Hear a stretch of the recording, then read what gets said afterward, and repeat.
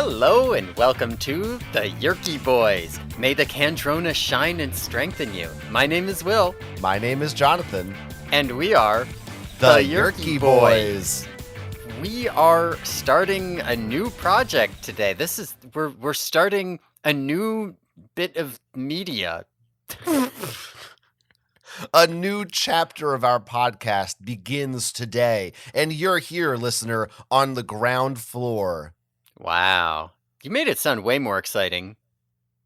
Well, why don't you fill them in? Tell them what we're doing. We are finally starting the TV show.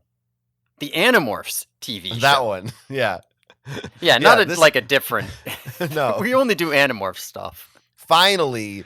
This is what everyone's been waiting for. We finally got through all that shitty book shit. Yeah, fuck that. That's for nerds. Oh my god. You know how much it sucked every week having to fucking read words? That's done. Oh my god. When I see credits on my screen, I get pissed. Yeah. Ugh. Of course today, look, there's going to be a little bit of a discovery process here, like lawyers, right? Where we figure out how we're going to format this. But I think probably each week you'll say the name of the episode we're doing, just like you would the book, right? Right. Yeah, I think that's right.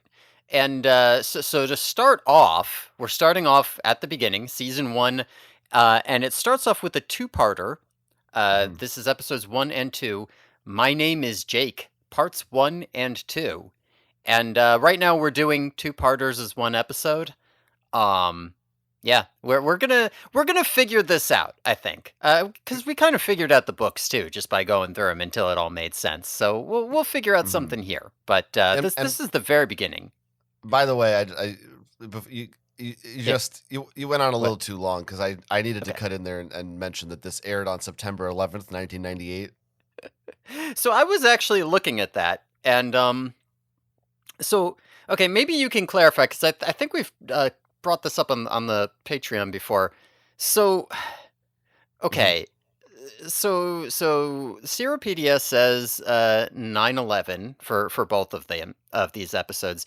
Now Wikipedia and IMDb say part 1 was September 4th and part 2 was September 11th, but only for the U.S. air date.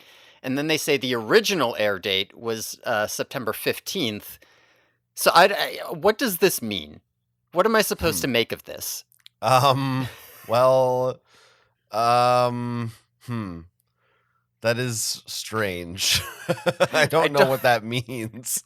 Yeah, I don't know. I'm willing to stick with September 11th because I just happen to like that date. It's got a nice ring to it for some reason. Yeah. I don't know why. It just feels very catchy and memorable. It's good. It's a good date. You kind of want to sing it. September 11th. Now, like what, because you had given me some explanation about different air dates here. What is this original? I did? Okay, maybe I don't know. I was hoping you would explain this to me because I don't know what that means. I have no idea. I mean, usually, you see on TV show pages, you'll see a difference between air date and production date. And you can see that here. They show you the production code. So like the 3rd episode we're going to cover was actually the 6th episode they filmed, apparently. I see. Even though that's weird because I'm pretty sure the 3rd episode is going to directly follow episodes 1 and 2, but we're not there yet. But yes, I don't know why there'd be an original U.S. air date and then an original air date, which is later than both the original U.S. air dates.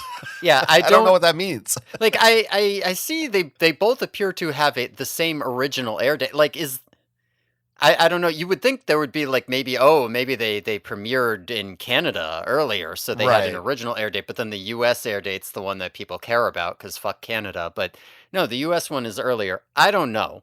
It's very strange. I don't understand what this is, and that seems. I mean, I'm scrolling down. It seems consistent that the original air date is later than the original U.S. air date. What the fuck? Yeah, no. This makes you know what happened. I think I wonder.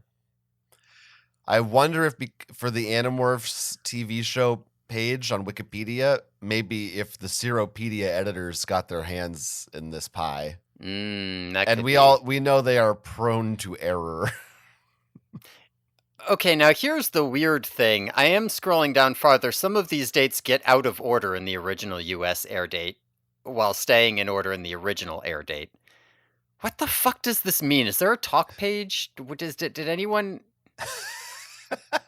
You know what? No, I think nobody said anything. we're gonna need to. This is a mystery we'll maybe solve in the future, but we probably shouldn't front load the show with 10 minutes of discussion about air dates. You're right. All I'm seeing here on the talk page is a bunch of tags saying this is a low importance page. How dare they? Listen, we are going to talk about the Animorphs TV show today. It's going to be extremely fun. There's a lot to look forward to. But before we get to it, I think we do need to cover some non-TV show related listener mails that we received. Okay. The Which means sharing. it's time for it. That's right. All right. So we got a couple, and this is throughout, we're talking about the show. Anyone who has thoughts on the show, specific episodes, or the books in general. Now that we're done with the books, any topic is fair game for Animorphs if you want us to read it on the show. Email us, theyerkyboys@gmail.com. And that's exactly what Rose did this week. It's Rose. It's our friend Rose. Yeah, she sent me a book. It's true. And she also says, I listen randomly and out of order. I did hear you mention I wouldn't be listening when you mentioned the book I sent along. That was fun. :3. We all know what :3 means. Yeah, of course. I'm old. All right. So this is some thoughts on the Ellimist Chronicles. So, like I said, we're jumping all over the place because, this is what we do now. We're Animorphs people. We talk about all of it. Right. Yeah, we know everything now.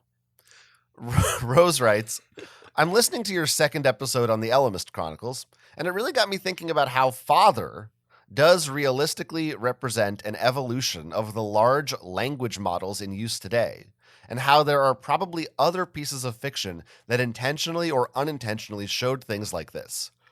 Recently, I was reading a collection of short stories by QNTM, pronounced Quantum. Do you know about this? No clue what that is. Okay. You like how I read it and then said how it's pronounced, but I didn't pronounce it the way it's pronounced? I liked that a lot. Well, if I said by Quantum pronounced Quantum, then people listening would be like, Right. Huh? Yeah. Anyway, the short story collection is titled Valuable Humans in Transit and Other Stories. And a few of the pieces in there left me with a similar feeling, though in their case, less about accurately portraying what exists now and more about accurately portraying the boring, normalized horror of a world with the ability to copy a mind, but otherwise stuck in the same capitalist society we're in now. Jeez, what a bummer. I thought y'all might want to look for that, and I know I certainly have a renewed interest in looking for more stories like this. I think Quantum is most known for writing There Is No Anti-Memetics Division, which is a novella in the SCP Foundation canon. I mentioned this because I guess I know what this must be now. Okay, I'm glad you do, because I still don't. I mentioned this because it was how I ended up reading the other works. I also wanted to say I appreciate the music parodying. It somehow remains unexpected, despite y'all having done it a few times already, but it is enjoyable. I had a few other thoughts, but unfortunately I was distracted in between having them and being able to write anything down. I didn't need to read that one part, but I did. I mean, listen, that's, for once, one of our fans did not write every single thought that entered their head. Yeah, that's crazy. Restraint? Well, most of our fans are using thought speak to communicate. Right. So there's not really like a question here, just a recommendation. And, thanks for enjoying the song parodies. I don't know when the next one will be, to be honest with you. We'll see. But I don't think they're ever really planned, are they? Rarely. I mean, like there was, for the last book, it was like, well, I have to do one for the last book, something like that. Or like the Chronicles books later on. I was like, oh, there's got to be one for the Chronicles book. But yeah, they're usually a little spontaneous. Anyway, what is there a quick version that I need to know about what this quantum thing is? I mean, I don't know what this quantum thing is, but I do know what the SCP Foundation thing is. which is that there is it's like an internet thing, right? Like it's like, oh, there's like a wiki for like I guess creepypastas or whatever, and people just expand on it and it became this whole thing, like this fictional idea of some like organization that has all these like crazy supernatural things and then like people just contribute shit to it. So like somehow this writer must be associated with that. That's a very All right. bad explanation, but I'm not actually like into it myself, so I couldn't give a better one. Okay. Well, I mean, I don't know. Maybe we'll check it out. Maybe we'll check it out. What was the Um, one that I'm supposed to know? There is no mimetics there is division? no anti-mimetics division. Huh. Is that like there is no? What is that? You know what I'm talking about. What's that phrase that's like there is no what am I thinking of? Oh, Spoon? no, I'm thinking of 1984. There is no war in Eurasia or Oh, whatever. yeah, What do yeah, they yeah. say? Okay, yeah, yeah. Yeah, yeah. Anyway, Right. um what a, a world with the ability to copy a mind. Interesting stuff. All right, check that out, listeners. Check out QNTM's valuable humans in transit. All right. Thanks, Rose, for the email. We got one other quick one here. Mm-hmm. This one comes in from Gwen. Gwen. We don't know Gwen. Yeah, I was gonna say we can't know Gwen because I thought Rose was our only girl listener. Could be true. I can't keep track of how everybody identifies. Gwen writes, "Hello, Yerky boys. Just wanted to thank you for a great podcast. It's genuinely in the top 3 Animorphs podcasts I've listened to." Wow. High praise. Parentheses, this is a compliment. I've listened to too many. I started listening in September and I'm in the 30s now. I genuinely appreciate how much time you spend on small details. It helps me think about a series I've read through multiple times in new ways. You make my days at work easier. Sorry for the lack of a particularly substantive message. I wanted to get in before the podcast was finished and wasn't sure if I'd make it if I waited until I caught up. Yours, Gwen. Wow. Gwen's ours. You hear that? We own you now. Keep your fucking hands off Gwen, Anadorks podcast, you pieces of shit. I like all these emails that like us. They're You know pretty what would good. piss me off a lot? What? Is if I listened to another Animorphs podcast and I heard them reading an email from our regular writers. If I found out that our fucking writers were just whoring themselves out to other podcasts, that we weren't the only ones in their lives, they're doing this to every Animorphs podcast, I'd be pissed. I just saw red for a second there. I don't even know what you were saying. I kind of Yeah. flew into a rage and I wasn't able to comprehend everything that was. Listen, I if we might ever have find killed out, someone if they if were we here. ever catch wind of any one of you talking to another podcast, you're in deep trouble. We'll find you. Thanks, Gwen. If maybe the podcast is over, maybe we're dead when you hear this. I don't know, but you'll hear it. You never know. Anything could happen. That's nice. We make our days at work easier. Yeah. I fully condone listening to this while you're at work instead of working. I just think that's nice. If you ever think that you're no good and you're an unproductive member of society and you have no friends and no one likes you and you're worthless and you should kill yourself. This is for me, specifically for the two of us. Then you just think, listeners, it doesn't apply to you. You may as well, think about it. But for us, we can think, hey, we're making people's days at work easier. We are helping the world. We're superheroes. We're good people. There is no more noble profession than ours. What, you think some jackass who works in an office or at a restaurant, you think they're making anyone's lives better? No. No. Fuck them. Yeah. No, this is pretty much the only good ethical labor under capitalism.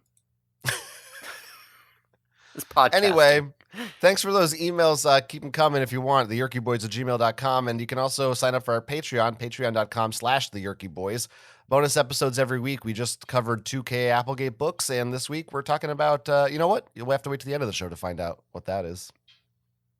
Little tease. Oh, right, I'm sorry, I stopped listening for a second there. I didn't realize why they had to wait, because it's the Patreon that they can sign up for. Yeah, watch those plosives. All right. So we are going to start talking about the show. I'm excited. The TV show.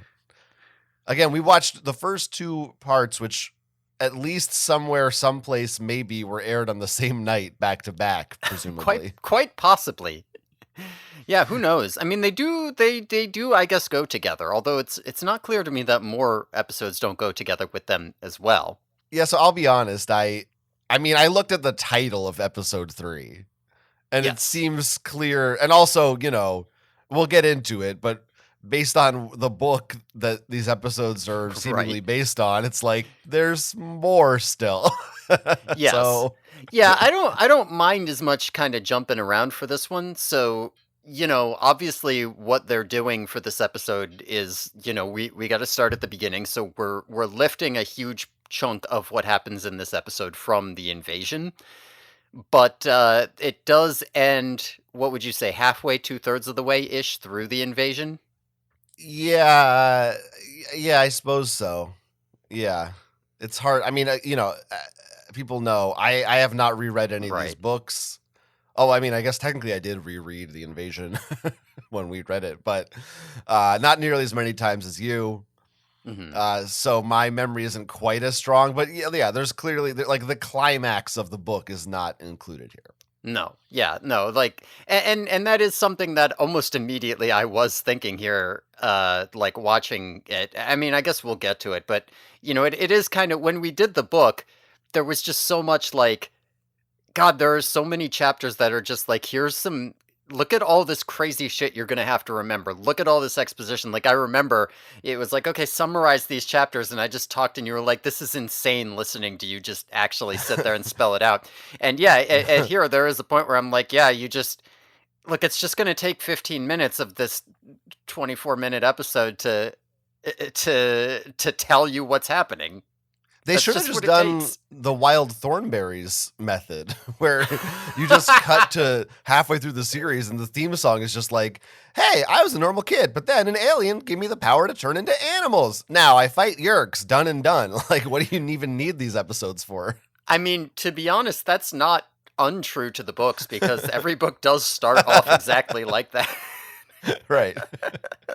Well, should we, before we, I don't Mhm. know, should we kind of establish before we go through the episode, uh, Yeah. both episodes sort of fully, like just the basic, what does this show look and feel like? I don't know if there's history as to how it got started that we want to talk about, or Yeah, sure. anything like that. Any background information, like we can definitely like bring up stuff about the cast or casting, or if you Hmm. have notes about production. I don't have that much stuff about production, but I Yeah, know I that's don't. more your wheelhouse.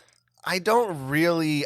There's nothing on immediately on the Wikipedia page that talks about like, oh, it was first pitched to so and so, and then the Mhm. show's just not like big enough for that kind of Yeah. info to be out there. You didn't like Uh, recognize any of the names in the credits, Mr. well, Berg Thorson or whatever his name was.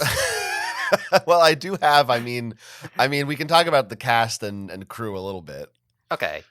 In terms of all I know, in terms of like behind the scenes, is what I've Mhm. glanced at on in a couple of like Reddit responses from Mhm. KA and Michael Grant, or maybe on Twitter or something, which is that, and don't quote me on this because I could be misremembering or it could have been out of context, but from what I think they said is that they kind of wanted the show to be animated, Hmm. and it was Nickelodeon who was like, no, no, no, that we don't want to do that. It should be live action.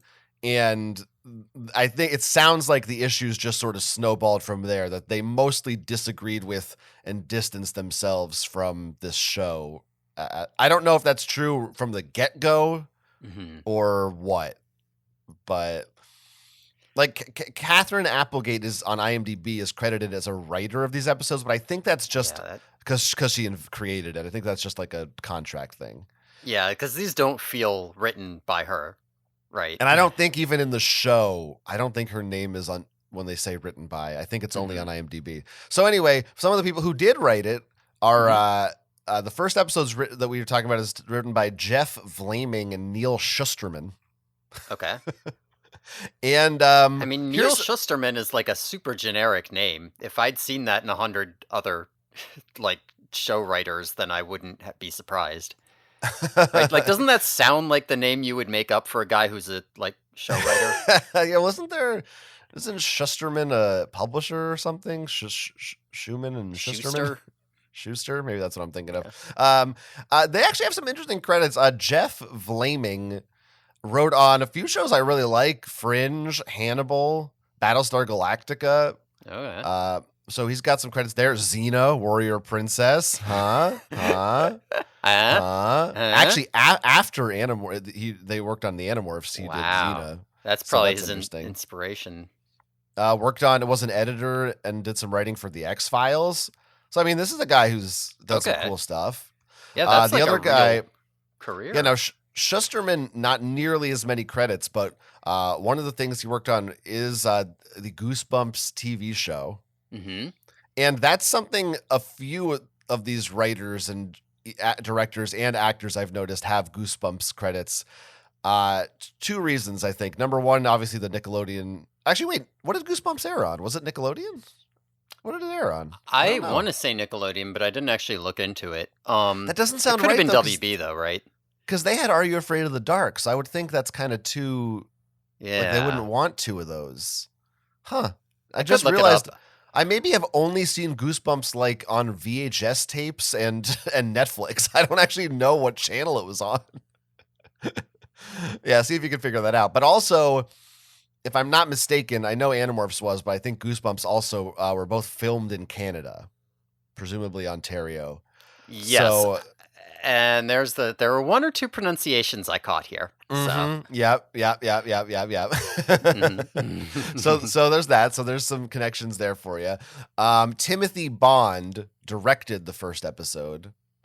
And this is a guy who's just nothing really jumps. He's also directed some Goosebumps episodes and various other TV, but nothing you would Mhm. really.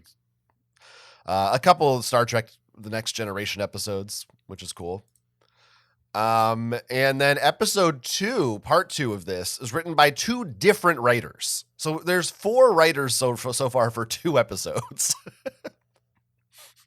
Yeah, And that is yeah, okay. I mean, I don't know what you want to say about that. And again, they're like X-Files, Goosebumps, Yeah. similar kinds of credits amongst them.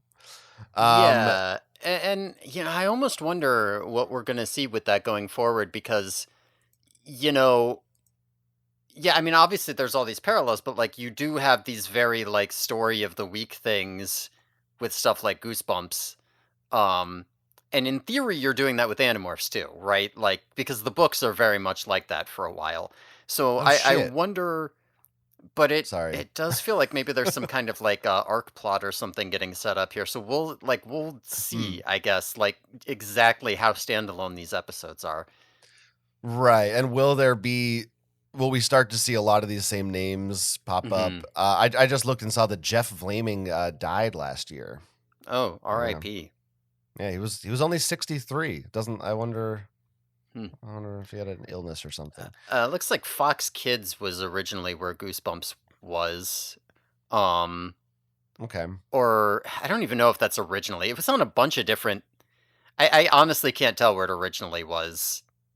Oh, why TV, and then like Fox Kids on in some countries, and then Cartoon Network for a period of time took it over during Halloween. It was all over the place. Hmm. Well, Okay. YTV, isn't that the Canadian channel? I think that's Canadian. Yes, I So maybe think. so depending on regions might be different. I don't know. Yeah. Do we want to talk about the cast now, or should we kind of do that as we go? What do you think? Yeah. I mean, listen. We do have to. We do the big one, right? Is that Jake is played by this Sean Ashmore guy who I know as Mhm. Iceman from the X-Men movies, Oh, but not from he's Top Gun. Yeah. That's a good joke. Yeah, Yeah. but, he's been in a bunch of other stuff too that I don't know him from.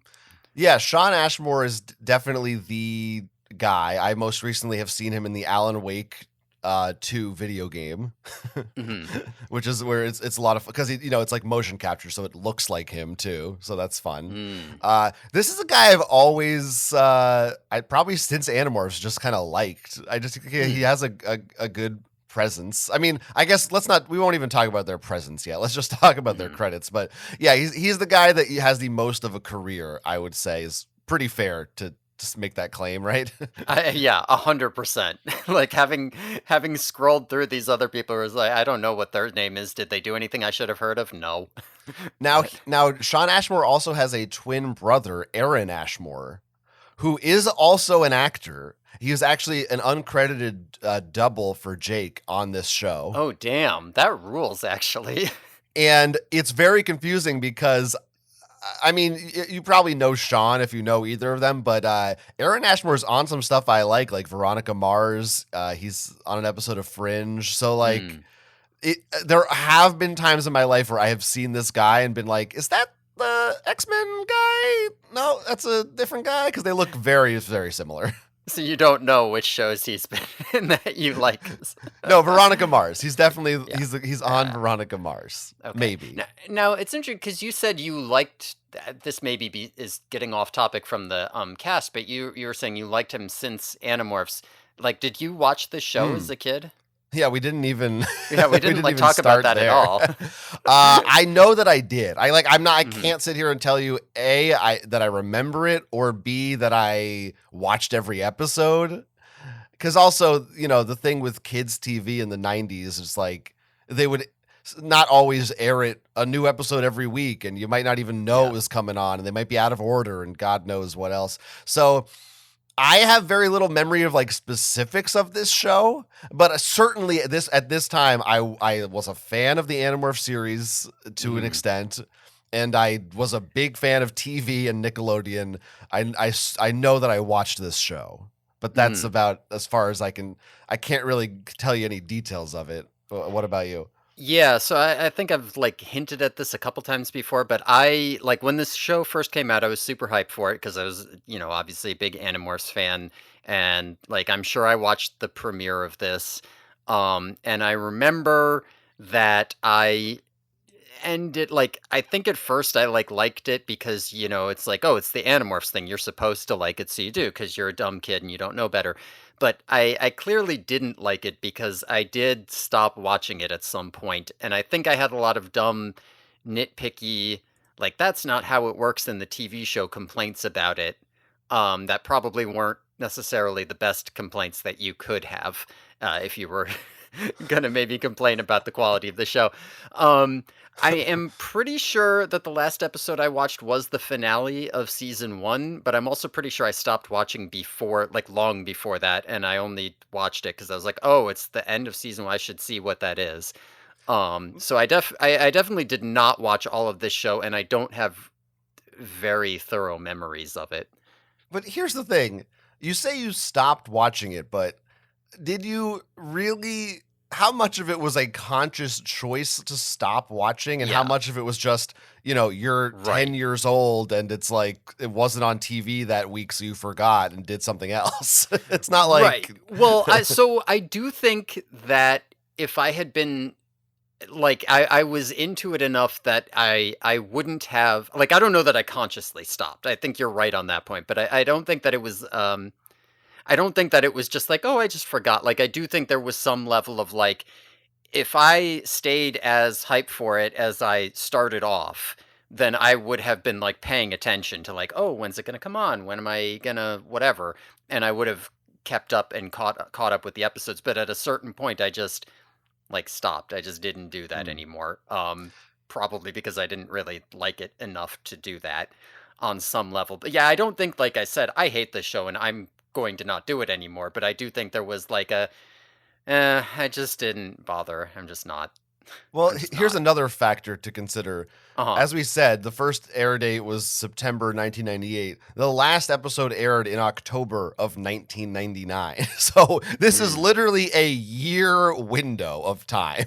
I mean, that's, Mhm. even as a kid, that's like you blink and it's over. So I'm sure there were reruns. Obviously, there was the books kept telling you to watch it, but Yeah. Yeah, I mean, you that know, is funny to me that the books continue telling you to watch it, like, right up until the end, even though it was long off the air. just keep watching the same episodes. We made enough of them. Come on. By the way, the first season of this show is 20 episodes. The second season is only 6. Mm. I don't know if that was something they knew before filming season 2 or if it was canceled mid-season. Maybe that's something we'll figure it out at some point, or maybe we won't. Anyway, but to quickly go through the rest of the main Animorphs cast here, Mhm. Boris Cabrera as Marco, Yes, who should I is know him from anything? no, he really Okay. not much. He's had a few bit parts in various TV shows, nothing crazy. Mhm. Nadia Lee Nascimento. Who I believe doesn't even have a Wikipedia page. Oh, I didn't even. Yeah, I only looked at IMDb. But yeah, not much for her. She was on So Weird, which is another Canadian show. Okay, this is Cassie, by the way. Oh yeah, Sorry, I sorry, that's I that's I Cassie. interrupted you. Yeah, you know. Brooke Nevin plays Rachel. She has, I will say, next to Sean Ashmore, she at least has been working consistently throughout the last 20 years. Yeah, I did see So that. I scrolled through, didn't recognize anything. yeah, it's not like it's mostly one-offs and TV shows and not anything extremely successful really, but she's Mhm. working. She's out there. She's an actress. She's not like nothing. So that's, good for her. She was also on Are You Afraid of the Dark, and Yeah. also her first role, and I read this and I thought, "Oh, we might have to adjust something." Mm.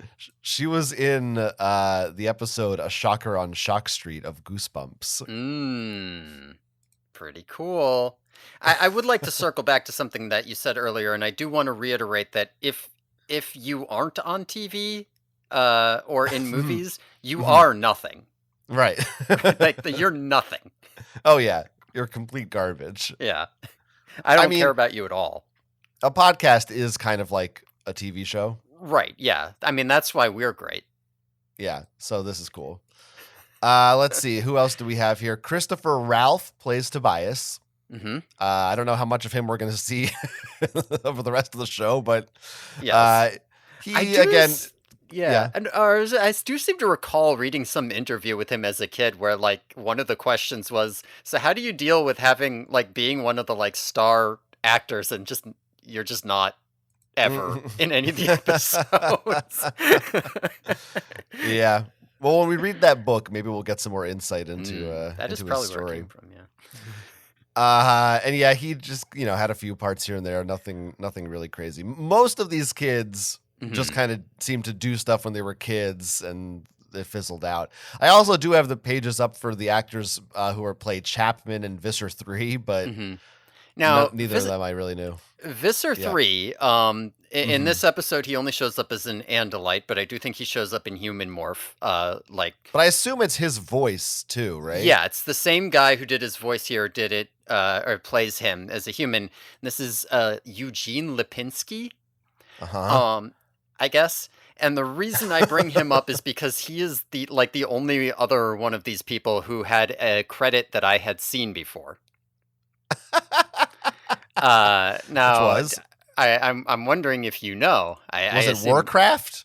nope. It was Bailey's Billions, which I didn't. This is a talking dog movie about a Oh dog my who god. a dog who inherits a bunch of money. Oh Right, lord. instead of the old lady, instead of giving it to her evil nephew, she gives it to her dog Bailey, Are you and gonna make us watch this on the Patreon? I did rewatch it because I didn't remember it that well, so I did You rewatch it last night. rewatched it? Yeah, I Oh my rewatched god. Bailey's Billions so I could see Eugene Lipinski in it. Oh I gotta my say, if god. he only has a bit part now, if I were to show you his fucking scene out of Oh my context, god. you would be like, "Am I dying?" Um, I might just like clip that part out of the file and send it to you, but I gotta tell you, Eugene he's a henchman who Lipinski. works at a puppy mill, you see. Great. So he's yeah. Okay. Listeners, you can look that up if you want, I guess. I will I don't. say the movie is worse than it sounds from my description of it. As a talking dog movie aficionado, if you imagine what this movie might be like, it is slightly worse than that. um, I am looking through his IMDb, and I am seeing more credits than I realized. Like, he was in Sophie's Choice. Oh, was he? He was in Damn, Indiana Jones and the Last Crusade. Wait, really? I guess I just skipped a couple of these. You might not have clicked see more or something. I don't know. Or I'd actually. When did Last Crusade come out? 89. Oh, yeah, okay. Yeah. Because I might not have scrolled down that far, because, like, at a certain point, I was just like, what did they do before Animorphs? I don't care. They do anything since, Right. and I just stopped. But also, again, he was in Harriet the Spy, the movie, and he was in a few episodes of Goosebumps. So there's like, Goosebumps is all over this show. Yeah, there were a couple of Goosebumps. I think it's mostly the Canada connection and the fact that they're kids. Like, probably the same people who are working in kids television in Ontario, they're all doing all the same shit. Yeah, at the same time. whoever, Scholastic is out here, like, adapt our books, and yeah. Yeah. Oh, and also I just noticed that Richard Sally, who plays Chapman, was in the Norm Macdonald movie Dirty Work. Okay. So that's kind of fun. That is fun. Well, maybe we'll get some of these on the Patreon. We'll see. We probably will. Look, it's the first episode, so you know it's gonna be front loaded with all this setup. Right. Now, one thing we don't have to front load this episode that'll give us something to pad out the next episode is that these first two-parters didn't have the intro theme in them. So we don't get to review that yet. Because they did not have time for that. They couldn't even fit all of one book into 2 parts. They couldn't play a theme song. This is a common thing I've noticed. Even with some of the shows we've done on the Patreon, where like the pilot won't have a theme song. I don't know what is that? Is it like we're not ready yet and we didn't finish editing it? Or is it really we need 1 extra minute of exposition time or something? Yeah, or like all of the scenes that are in the opening title have they're all from the first episode, so we didn't finish it yet, so we can't do the I don't know. Yeah, that's what it is. We got to wait until we're finished watching it so we can make that theme song. Right, yeah, you wouldn't want to spoil anybody. It's amazing how quickly your whole life can change. I can give you a way to fight the Yerks. Each of you must touch one side of the cube. It is done. The power of change is in your flesh. Change? What kind of change? You need only to touch a creature to acquire its DNA pattern and change your form. Visser 3 is here. It's another one. No, this one's different. No matter how many bodies you steal, you will not win this war. We will fight you. What is that? Hey, stupid, over here! Jake, no! Come on, let's go! I need your help, Homer. Funniest thing happened to me last night. Some blue dude with 4 legs put me and a few other idiots trying to save the world. What we saw last night was real. It happened, right? And anyone could be one of them. From now on, we just talk to each other. Trust no one. Principal Chapman's a controller. 5 of us against an army of alien slugs. And anyone could be one of them. So should we start talking about My Name is Jake Part 1? Which, by the way, in the opening credits, it does not say Part 1. It only says My Name. Only Episode 2 says Part 2. Interesting. When they show the title on screen. Yeah. Yeah. All right. So well, can we yeah. we just talk right there? Like stop right before we actually say anything substantive. Yeah. What do we think about that title? Because obviously the titles of the Animorphs books are iconic and follow a formula throughout. What was this decision immediately from them to say, call it My Name is Jake? Why not just call it The Invasion?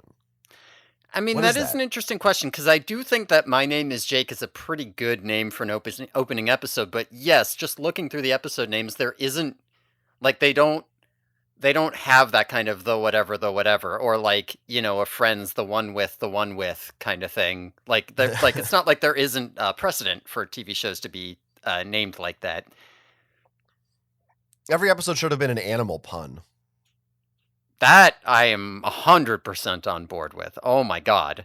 This one should have been who let the dogs out?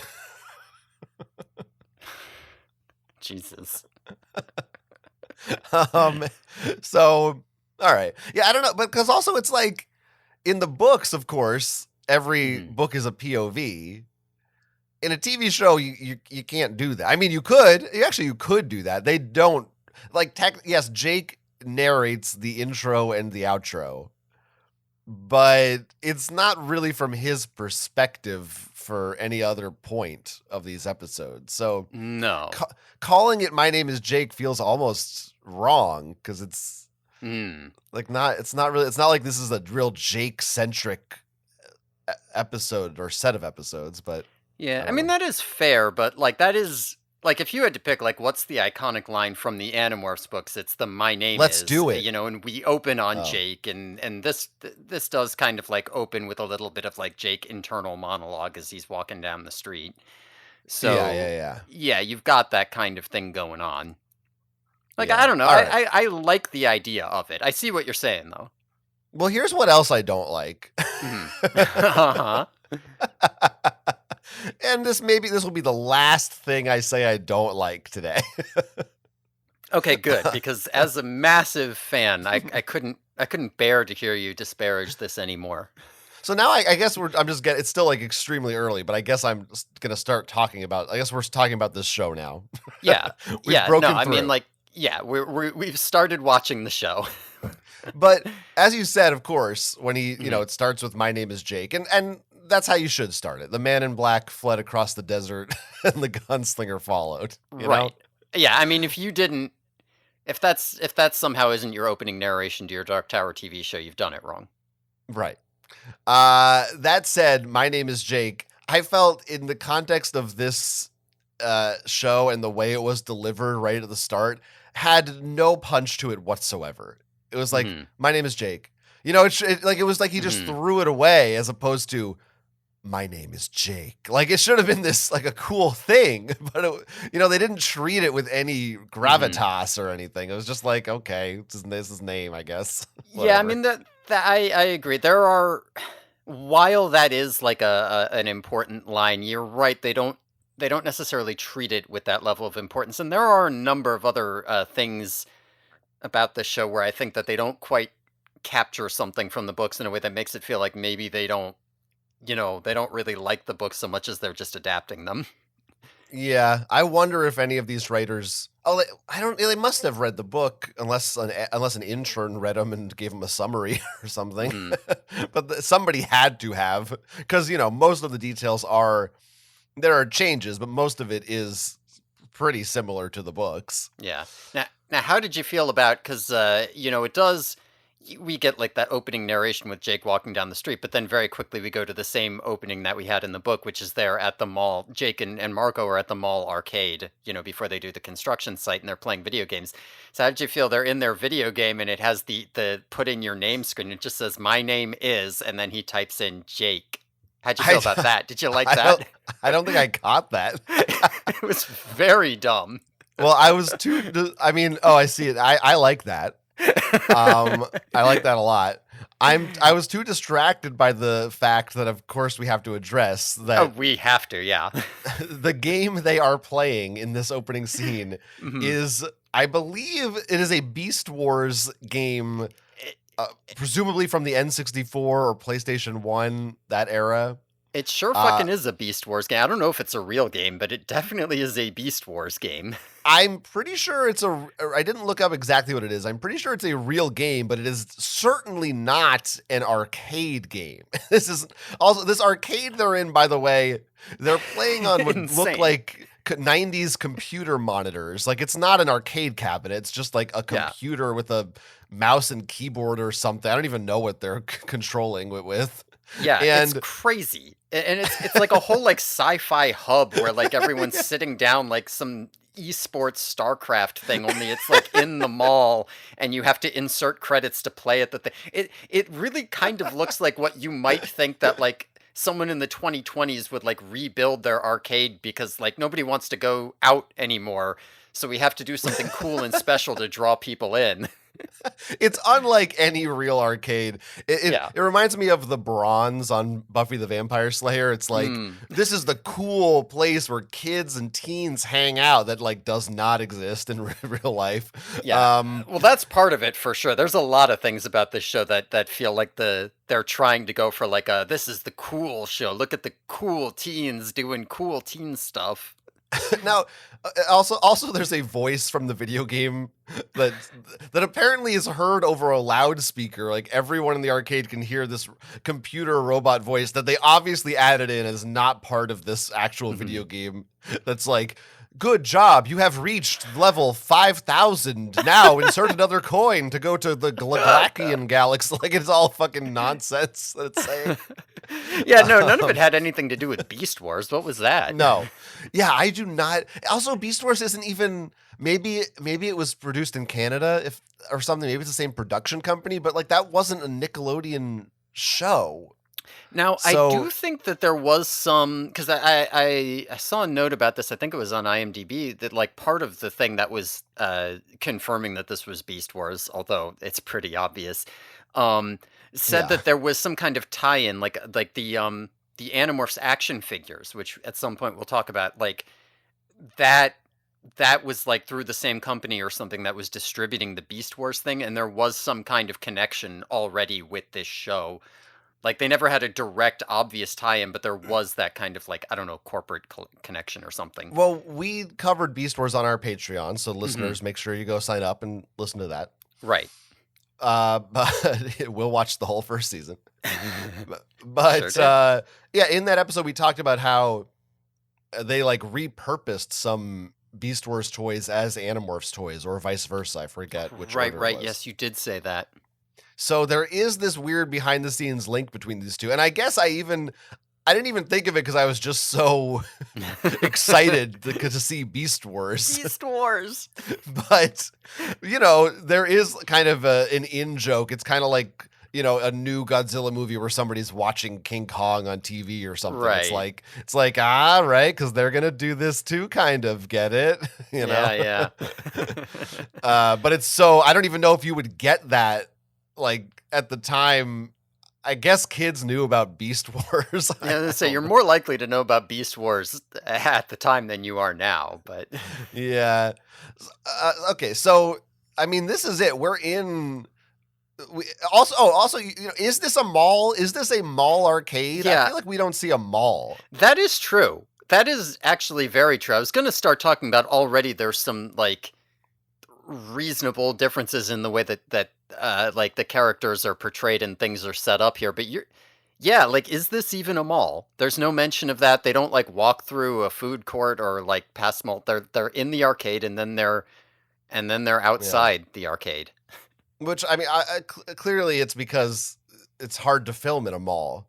Or like, because you got to get a lot of extras, or you got to build a set that looks like a mall, which is not as easy as just getting a bunch of computer monitors and getting weird lights, I guess. And I think there's a lot of that in this show. That's like, almost every change I would say is simply because it would have been too hard to do the way it's in the book. There are quite a few changes that are, I mean, it does. It comes off very low budget, and it probably was. I mean, it is the first episode. I don't know, maybe because maybe this was even like, you know, a pilot, like before official production started. Maybe as the show goes on, it'll get a little bit more budget. I don't know. We'll see. But by the way, listeners, if you haven't rewatched these episodes, I hope that should we like this? I guess we're just going through it beat by beat, so you'll figure out what's going on, right? Yeah, I mean, like, honestly, it's pretty the same as the invasion for the most part. There's a couple differences, but like, there's only one or two differences that are actually like major, right? Yeah. I don't even. Yeah. Yeah. Okay, so But now we get to see these characters for the first yeah. time, right? So right off the bat, two big differences here are that you would notice immediately without even nitpicking are that it seems like these characters are all except for maybe Tobias all already friends. Right? Like it's not like Jake likes Cassie and Cassie and Rachel are close and Jake and Mark are close, but there just happen to be Jake and Mark are playing, Cassie and Rachel show up and they're like, "Hey gang, what's up?" We've already got that established. We're not doing anything different with that dynamic. Um, Mhm. and number two, Tobias's vibes feel very different from the book in this, like right off the bat when they show Okay. him. How do they feel different to you? Well, he's very school shootery, I That's think. literally I literally wrote down Tobias as a school shooter. I let's see if I were yes. Okay, if mine thing because we start off with if mine thing says Tobias is a gamer school shooter vibes. I think I so have in the another note later that says very Columbine. yeah, this would be post Columbine, I believe. In this opening, yeah, Jake and Marco are playing a game together, and Tobias is off in the corner, the loner. I don't Yeah. remember in the books, is he the new kid in the books, or I thought he was just a kid they don't know. Yeah, I don't like I In do the show, think they say he's new in town. Yes, in the show he is new in town. I think in the books he does move back and forth a lot, so he's not necessarily like been there for but I don't think that he's like brand new. Um Hmm. so like but like right off the bat Tobias is like he's quiet, he's in the corner, he's got a fucking leather jacket. Uh they try to he definitely they're trying to make him a little bit more of like the respected loner. You know, definitely still an outcast, kind of a loser, not that many friends, but not so much the like obviously bully magnet. Nobody Hmm. wants to hang out with him, but they put up with him anyway because Jake's nice that he was in the books. Although, to be fair, I don't even know, like, Mhm. what is it about Tobias that makes him a bully magnet? Like, he's not described Mhm. as a nerd or anything. It's not like he's dorky. Mhm. He's just kind of a loser. I guess because he's poor and he has no family. Yeah, I mean he's just kind of a loser. He's a pushover. Yeah. He doesn't fight back. Yeah. Kids prey on each other. I mean, one thing that I do like with Tobias, it's not quite as obvious in this first bit here, um, but like they put on this whole thing like, oh, he's maybe like kind of mysterious and cool because he's off to the, he's got the leather jacket and he doesn't talk that much and he's maybe new and but then every time he actually talks, like his facial expressions and his body language, it's the most awkward thing ever. And like it actually to me does very much capture this sense of like, you know, just a complete loser. He's just a complete loser. Like I get why this kid does not have friends. He's not like a bad kid or whatever, and it's there's nothing necessarily wrong with him. But like, yeah, this guy would not be popular. He wouldn't be. I don't know. And I I thought he actually seemed really cool. liked that. I thought he seemed pretty cool. He does have a crowd of kids watching him play this game. Yeah, although it's not clear that they aren't just waiting for him to lose so they can hop on. Because I think Well, someone jumps on immediately when he runs out of money. I don't see their quarters waiting on the machine. Yeah, you're right. You know. Well, it doesn't work like that at this arcade. We forgot to mention. By the way, I'm kind of looking at the episode as we talk, and there is somebody in the background of one shot at a table eating food in the arcade. So Okay. I don't know what's going on here. I don't know what kind of a place this is. Also, the walls are all dirty and shit. This is weird. But another character that's in this scene, Mm-hmm. is he in the book too? Is Homer? Yeah, Homer. So Homer is a big difference here. They brought Homer to the arcade. Yeah, they allow pets. It's fine. It's fine. Homer's here. Guys, And for listeners, this is the dog. This is not. We're not talking about. It's not like they came in to play the game and then all of a sudden it's like, ooh, Beast Wars. No, it's Homer. I know you can do a better Homer than that. I've heard you do a better Homer than What do you that. mean? That's Homer. I don't know. Oh, I just don't know. Oh, Jake. Marge will be upset if I'm playing arcade games. Don't. You know? Yeah. Yeah, I know. Oh, I hope the Yeah. boy isn't here. But yes, I mean, so one of the big changes that happens here is that in this one, so instead of like cutting through the construction site, even though they're not supposed to, just because they do it, in this one, Homer just kind of runs away. I guess he gets a premonition or something that the aliens are landing, and he runs off. So they have to go into the site to go find Homer because he ran away. Which I guess is, I guess it's a little more interesting than just, hey, let's take a shortcut.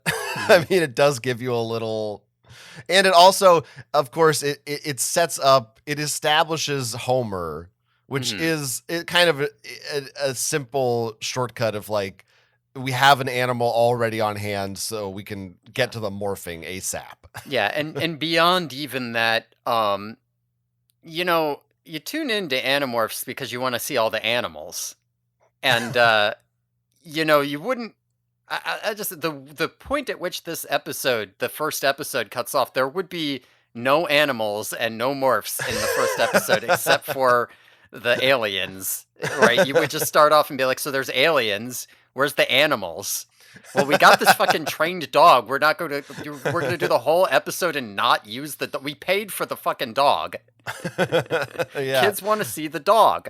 By the way, in the credits, it just says Homer the dog trained by so-and-so. So that makes me think that this dog's name really is Homer in real life. Ooh, I like that.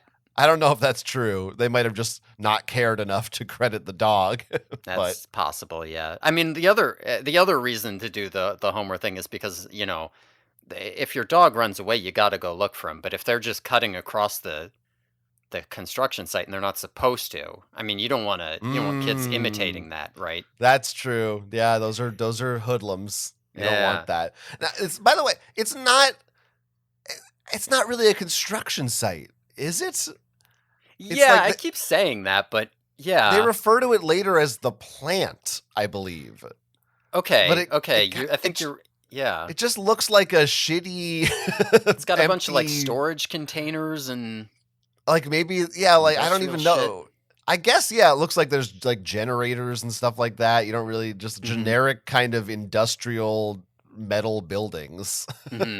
But there's no earth movers, for instance. Right. There's no scaffolding.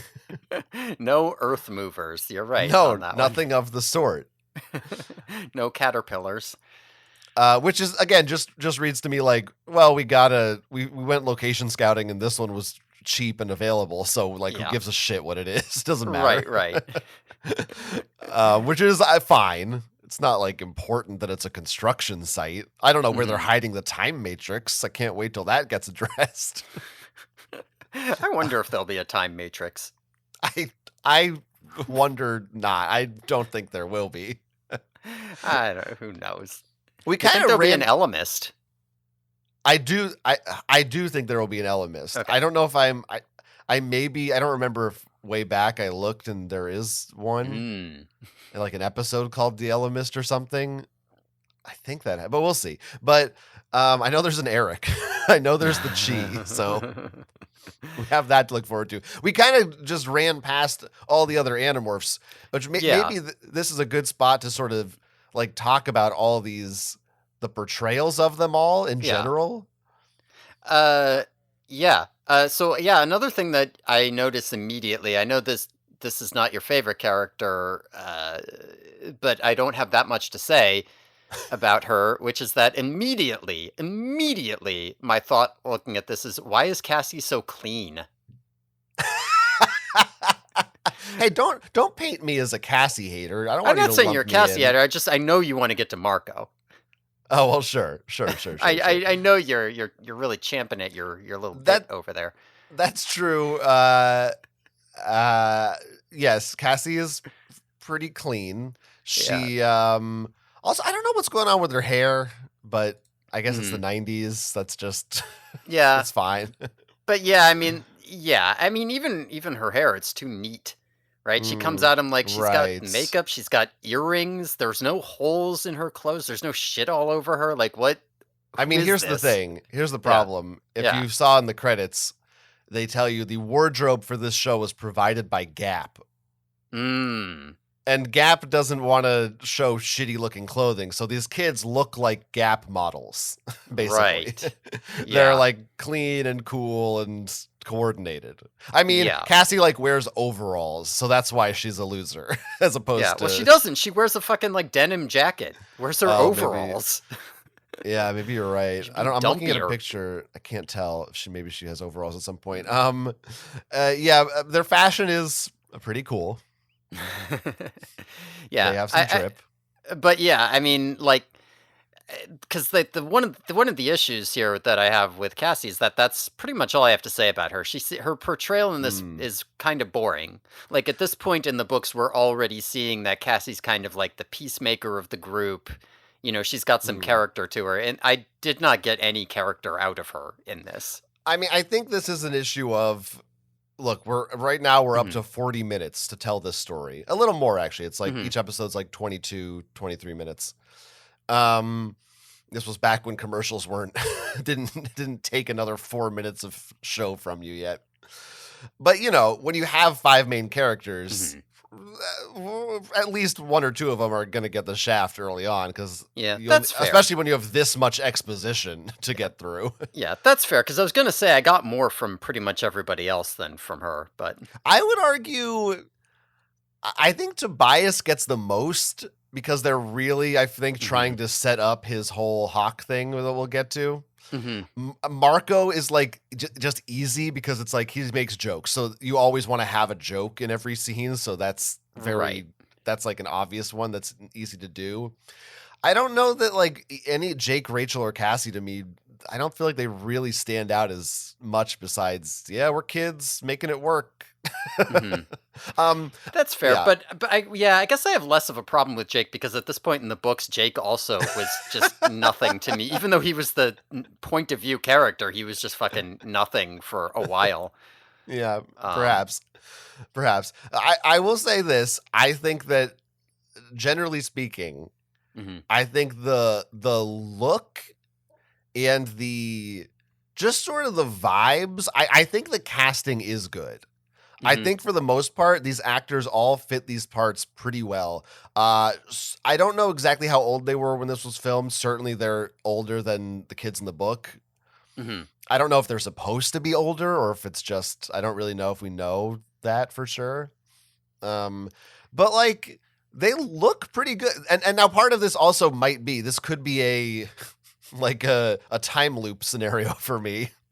Where I'm like, do these characters look like I think they should? Or is it because when I was a kid, I watched this show so that in my head, when I read the books, they looked like these kids?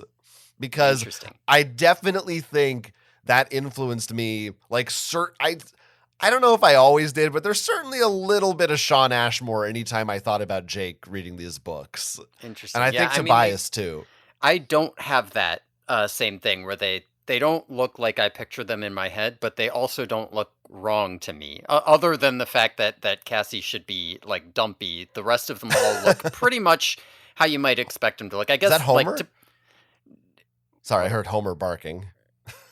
Oh, is there? Yeah, I guess there's barking over on my end. Yeah, I think there might be a Homer over here. Yeah, forgive the Homer. Yeah, no,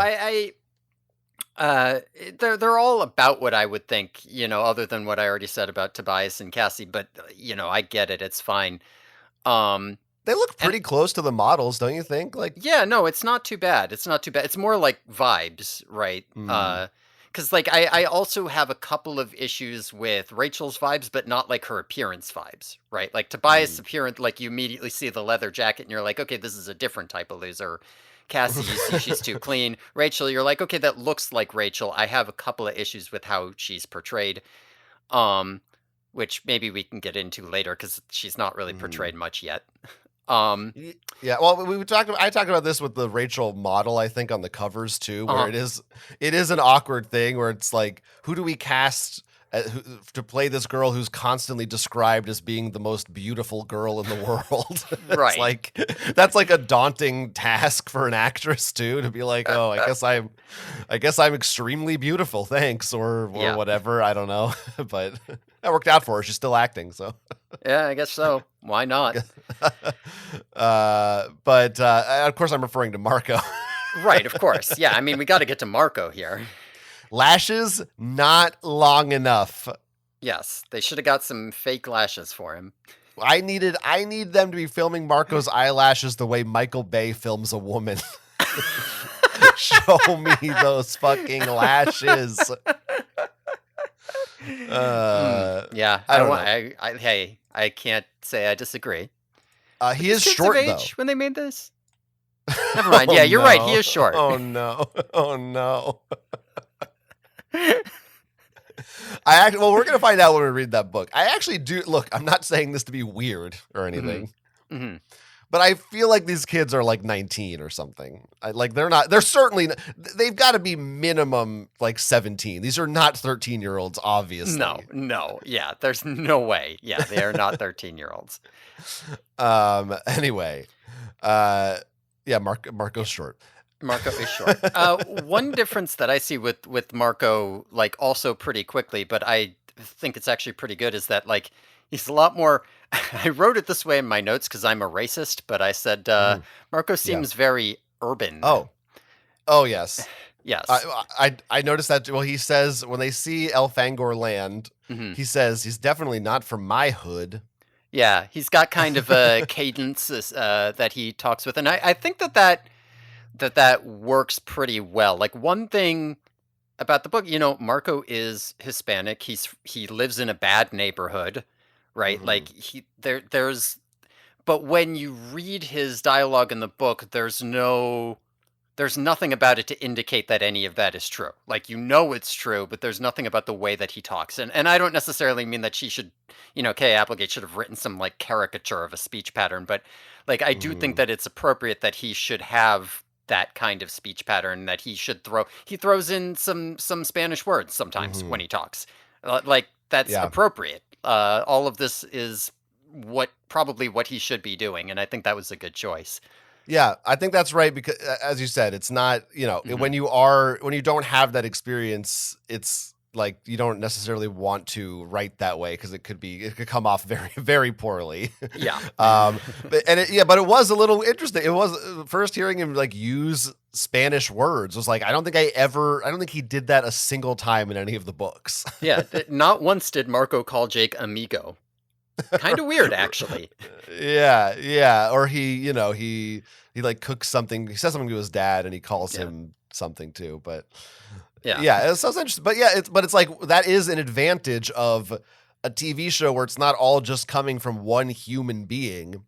Like you have an actor who can bring their lived experience to this. You can have writers on the cast who aren't necessarily all white, although probably they were.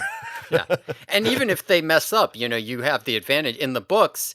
If Marco does a racist Mexican accent type thing, you're like, who's this fucking white lady? But if you got a Hispanic actor, right, to play Marco, then you're going to be like, oh, you're going to call the Hispanic guy a caricature? He's just, you can't call it, Yeah, he's just doing that's his. There's like a tacit signing off of it from him. Yeah, tacit? I think his mom's actually Dominican. Am I not correct? And I don't he's mixed race. Yeah, I don't know. I don't think he's Mexican, but I don't remember what his actual ethnicity is. Yeah, I think they do say at some point, but I don't remember. It sounds right what you said. So, all right. So we're here. We're at the whole thing, the inciting incident, the catalyst, you might call it. The catalyst, yes. So they run into Tobias out here because he found Homer, I guess, and they see he's here too. He's here too, and they see the spaceship, and we get the whole scene, right? The spaceship crash lands. And we get a bunch of exposition from Elfangor, so we get to see our first Andalite.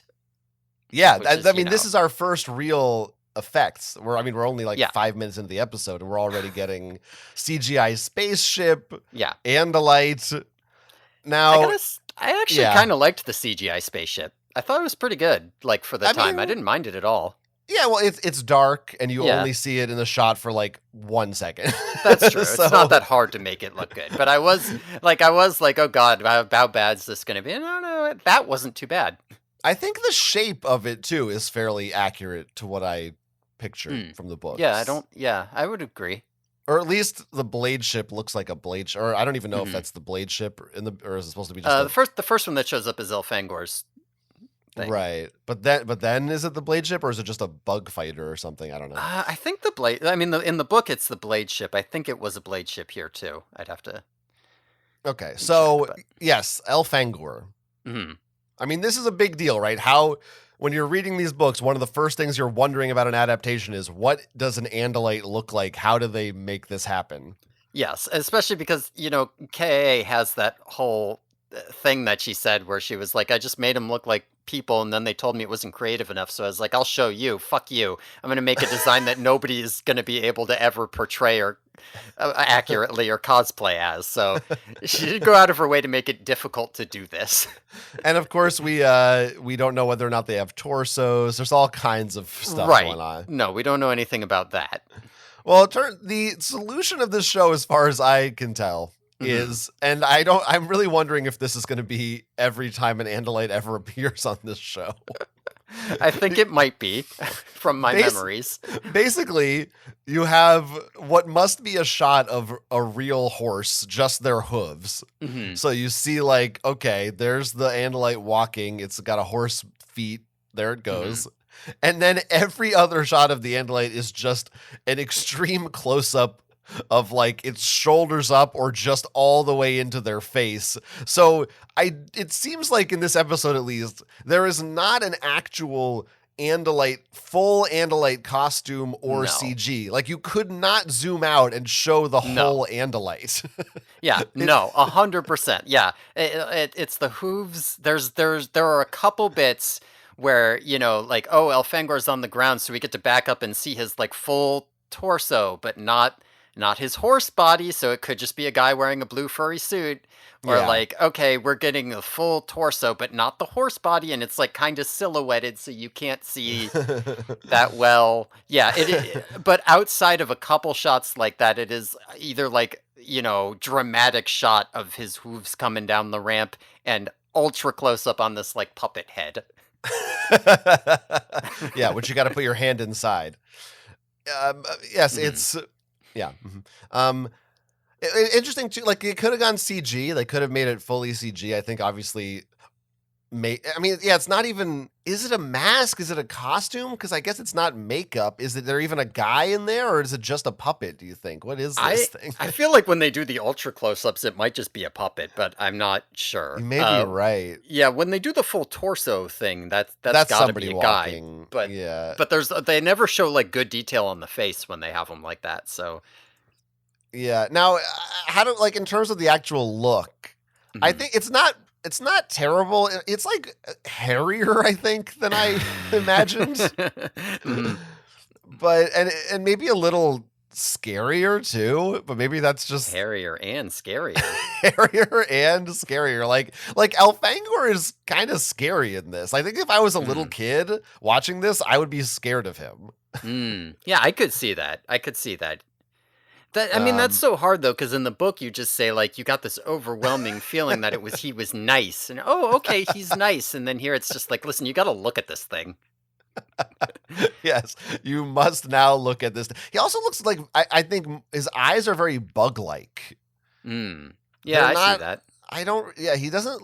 Almost, what it reminds me of is the aliens from Signs. More than like a nice, friendly, mystical centaur man. But it's tough because you also have to make Visser 3 look intimidating, and they're the same thing. Right. Yeah, I mean, I don't know that they made Elfang it feels like they made a scary Visser 3 and then they were like, let's try to make a nice version of this, and they didn't really quite pull it off. Like they just had the scary archetype, right? Another thing I'm just realizing is there's neither shown nor mentioned his tail blade. That's true. And this is one of the things that I remember being upset about is that at some point in the series there's like an Andalite fight and they like fight with their arms or something because it's too hard to do the tail blade, and I got really mad when I was a kid. We'll see when we get to it. I don't know, but I just remember being livid about that. Yeah, how are they supposed to take part in fruftions? I don't know what's it called when they give each other a haircut or whatever the fuck that is. Oh my god, yeah, the ula bulas or whatever. I just want to say Frolus or Shorm, but it's not those. I don't know what it is. Yeah. But yeah, so that's a little strange. He's kind of scary. He is blue, I guess. It's also very dark, so they're using a lot of tricks to make sure you don't see how shitty this looks. Right. Well, I think people still saw how shitty this looks. Perhaps they did. This is also, of course, this is where we first learn about thought speak. Yeah, right. He has to tell him about thought speak. He has to tell him about the Yerks. We've got a lot of exposition about all these things. A lot of exposition about morphing, which they call changing. They don't use the word morph in this, not once. That's crazy. Do they say morph? I don't know what the hell they were thinking there. Visser 3 shows up and he has to give a lot of exposition about how he's a bad guy and they're going to conquer Earth. This is the part where I was like, so 15 minutes of exposition here, right? Yeah.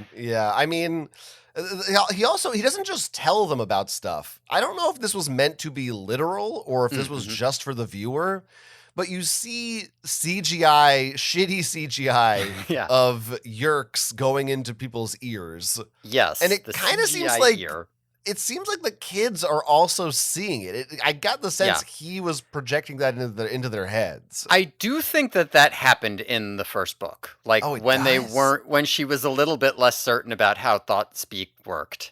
Huh. Weird. Yeah. It was, because I'm like, what's that? That's not a thing they do ever again. No, it's not. There's a lot of them. God, I'm just fucking clicking through this episode, and every time I hit a close up of Elfangor's it's eyes, terrifying. It's insane. Yeah, it's so intense and like angry looking.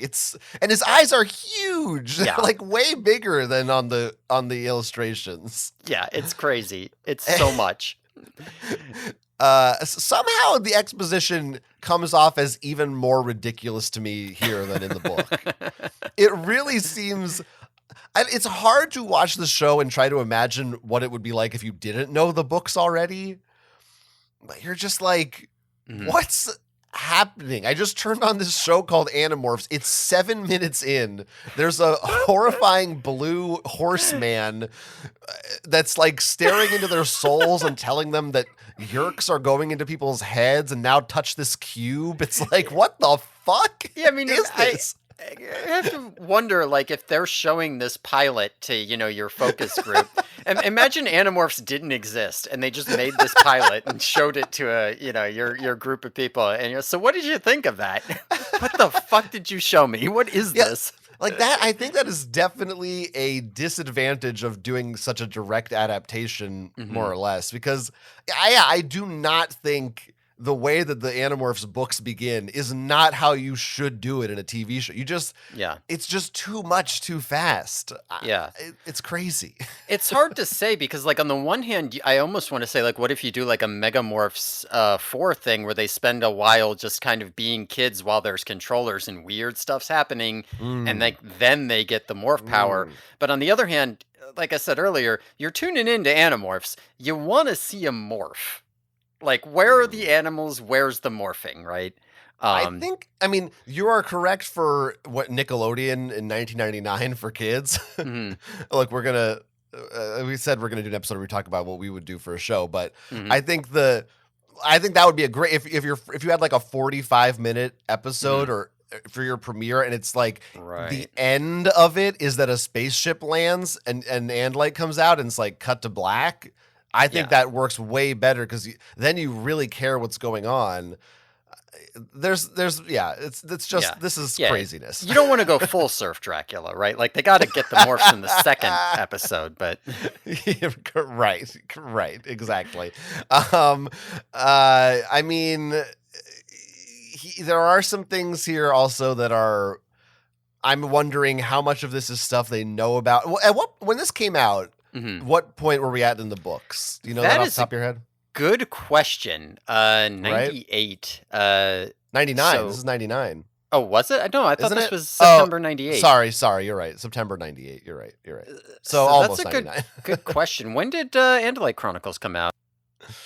All right, let's see. Let me go to Seropedia, our number one resource for things. So that's November 97. So it's like a year post Andalite Chronicles. Oh yeah, I mean we are post I think we're post David trilogy technically. Because David trilogy was the summer, so David trilogy came out. The solution came out that month. Oh, you know what? I was gonna say. I think I do remember the threat, the second David book. I want to say that's the first book that said watch Animorphs on TV. Yeah. Okay. So it's possible. I don't know how long they were writing this episode, but certainly the David trilogy was at least probably starting or about to start. So they know some things. For example, so like what I'm alluding to here is that Elfangor knows Tobias's name. Yes. And he goes like, "Hey, Tobias." Well, he gives him the disc. We'll talk about the disc. Yeah, the disc. Yeah, this is like the big major difference between this and the books is that he's like, "Here's a disc. You got to guard this disc with your heart and soul, Tobias." But the implication seems to be that he maybe knows Tobias is his son, I guess. He must or something. Because he does call him Tobias and say, "How do you know my name?" Now in the books, Tobias had like a special affinity with Elfangor, and he stayed behind longer, and Elfangor gave him psychic visions, and that's how they like all the stuff they didn't have time to do exposition with in the first couple chapters. Tobias just knows it. Whereas here, I guess he's like, "Take this disc with you, Tobias," and then he doesn't take the disc. They run away, and oops, he dropped it. Which I didn't even catch that he dropped it. So later they're like, "What about the disc?" I was like, "Didn't he just hand it to you? Like, what? How the fuck did you lose it?" Right. Stupid. Another thing I like, side note, is when Elfangor is injured and Cassie says, "Jake, give me your shirt. He's wounded." I feel like Cassie was just like trying to get Jake's shirt off. Yeah. You know? Yeah, that makes sense. Jake, we need your pants too. Give me your pants. Okay. There wasn't very much Rachel Jake sexuality. Tension, you know? No, but there is Rachel Tobias tension a little bit. Yes, there is, and there's also a lot, not yet, but there's a lot of Rachel Margot in this. They really went in on that. We'll get there. We'll get there. Maybe we should have done this as 2 episodes. We'll see. No, it'll be fine. It'll be fine. I mean, we find out more about the disc later. I don't know if you just want to talk about it all now. I don't know if we find out more about the disc later. Well, they do more with it, I guess. Yeah. Okay. So here's the thing about this disc. I remember this disc being important. Like I remember that this disc was like maybe part of an arc plot or something, and I have no like. What do you think is on it? Do you think it says like, "Hey Tobias, I'm your father, and here's the time matrix"? Well, first of all, they refer to it as a disc, but it looks like a little gadget with a disc in it or something. It's not like a CD-ROM. It's like a little handheld device. So and that's interesting because like you think you can use the device to read the disc, but I remember it being a plot that they couldn't read the disc for whatever reason. No, so at the end of the two-parter, maybe he's like, "Oh, I wonder if we can read this disc on a computer." I'm like, "What? How? You're gonna put that into the disc drive? Like, what is that thing even? It doesn't make sense." Which I guess maybe they need acts for. Maybe that's where that comes in. Mm. But yeah, I don't know if it's Yeah. just more exposition on this, or maybe the disc is like, there's things called the chi, and your brother's a controller. I don't know. Yeah. We'll find out. It is strange. I really, maybe it will become clearer as we learn more about it, but I'm questioning the decision on the part of the TV show writers who felt the need to add Yeah. another subplot. Yeah, Like, it's very strange. what? Like out of if you're trying to say like, okay, we want like the old before everything became Netflix binge, whatever. Like, okay, every episode's a standalone episode of the week, but you got this arc plot going on in the background. Of all the different arc plots going on in the background that you could do in Animorphs, because there's a lot of them. What are we gonna do? Let's put a disc in. Let's put a mystery disc. What do you think's on the mystery disc? I guess you So need, strange. I don't know, maybe they felt like they needed some kind of a mission for them. Honestly, it's probably like, here's a thing they can try to do that we don't have to do CG for or something.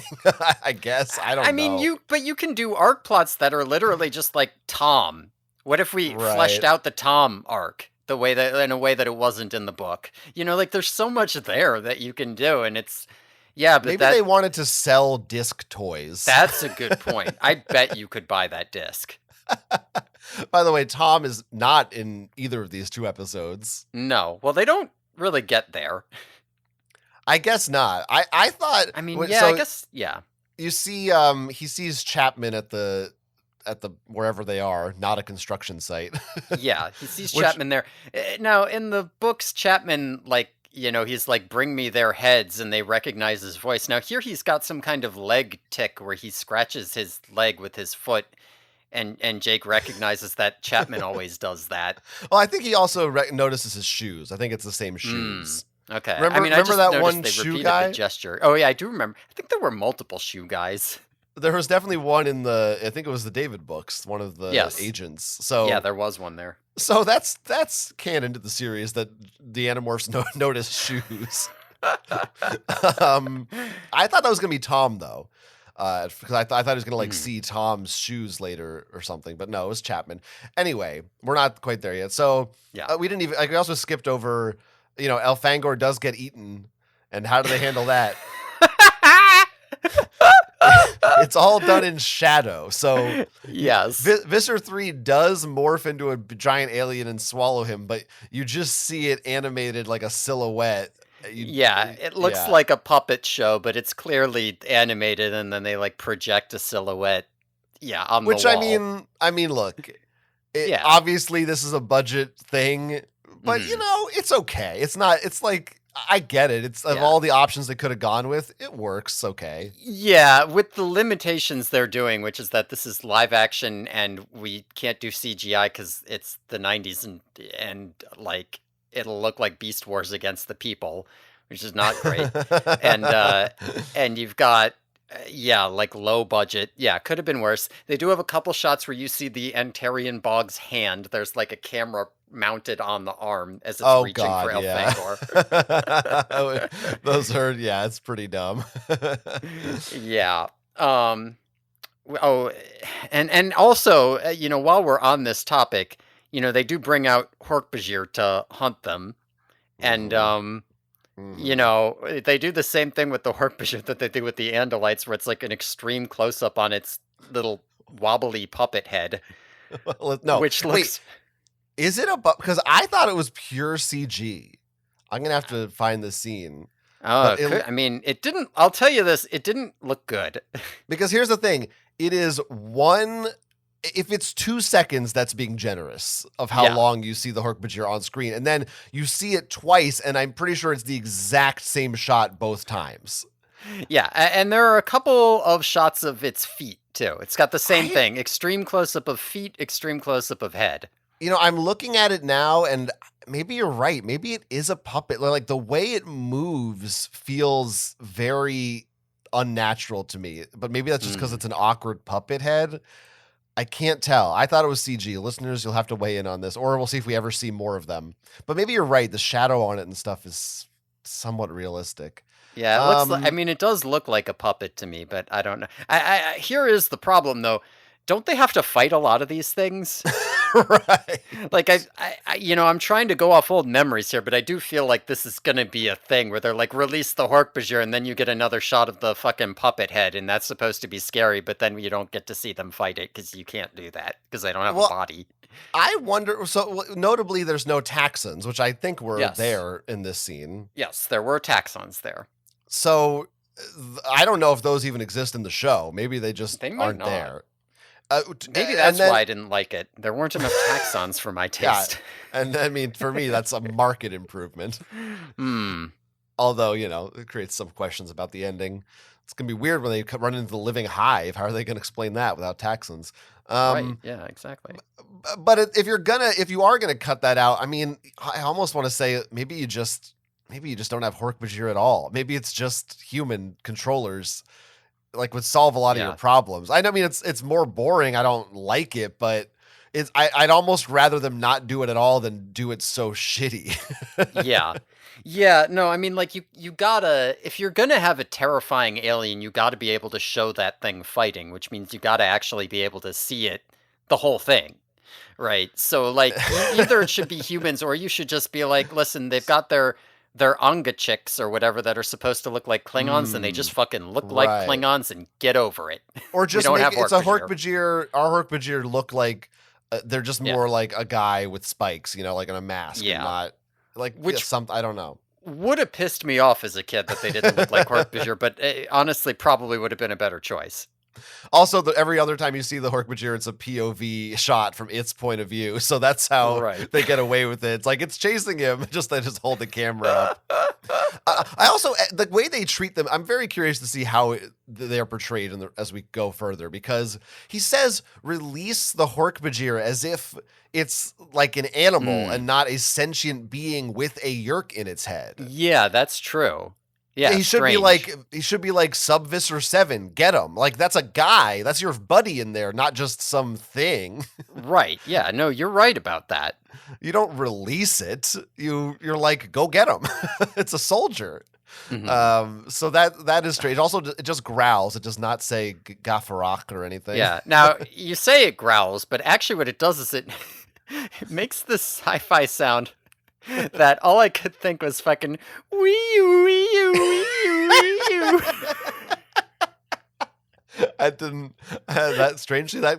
Comparison didn't occur to me. Listen, when they show up again, if they make the same sound, you're gonna hear it. Well, I'm excited now. Homer's here the whole time, by the way. Yes, I have a note here about how much I love the Homer reaction shots. Oh, yes. Every time they cut to Homer is great. So good. Visser 3's eating Elfangor and like, oh no, we got to cut to the kids looking scared or upset, and let's cut to Homer too. He's here. There he is. They really, really missed out on not having a shot where he puts his paws over his face. Oh. Yes. Yeah, I mean, having just rewatched Bailey's Billions, I got a hankering for some talking Homer. Oh my! Well, you'll get it soon enough. I mean, yeah. So now, this is our first morph now, which in the books they don't morph yet until later. Yeah, and so this is a change that both makes the story a little bit less dark and also allows you to put any morphing in the first episode, which wouldn't happen otherwise. Which is because Homer is here, Jake gets away by acquiring and morphing Homer, and they're like, hey, kid, come out of there. And then 2 dogs just come out instead.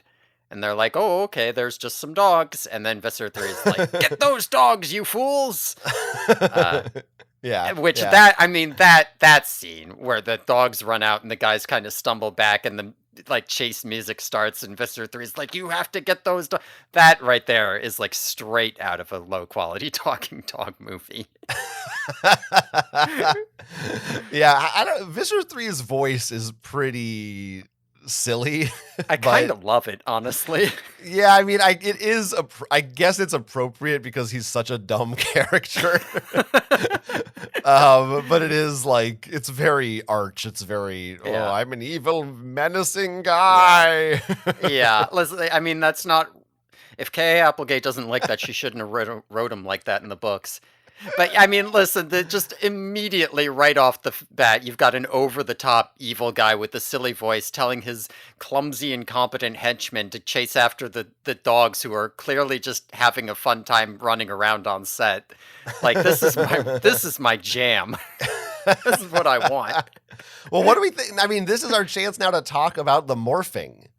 Yes. Obviously directly inspired by Willow, which we covered on our Patreon. Obviously. I mean, that's probably why they never used the word morph, because they didn't want to get sued by the Willow people. Right. I mean, we see it. We're like, what do we think about how they do the morphing on this show? Yeah, I mean, I think when I was a kid, I was like, it's too smooth. It should be like crazy and stuff shoots out. And I think if you were animating it, you would make it way fucking grosser. Like, you would just see like bones shoot out and then like hair and flesh move over it because you would try to do. But I think as far as, you're going to do with tech here, the visuals are fine. Like, they are kind of weird and silly and fucked up. And I did very much enjoy watching Jake go into a dog. Very Manimal. Very Willow. They do try to do the gross sound effect thing where it's all snapping and crunching, but they put this like weird sci-fi echoey sound on it, and it makes it hard to tell that it's actually supposed to be realistic or coming from the morph. So I don't know, it doesn't have the impact on me that I think it should.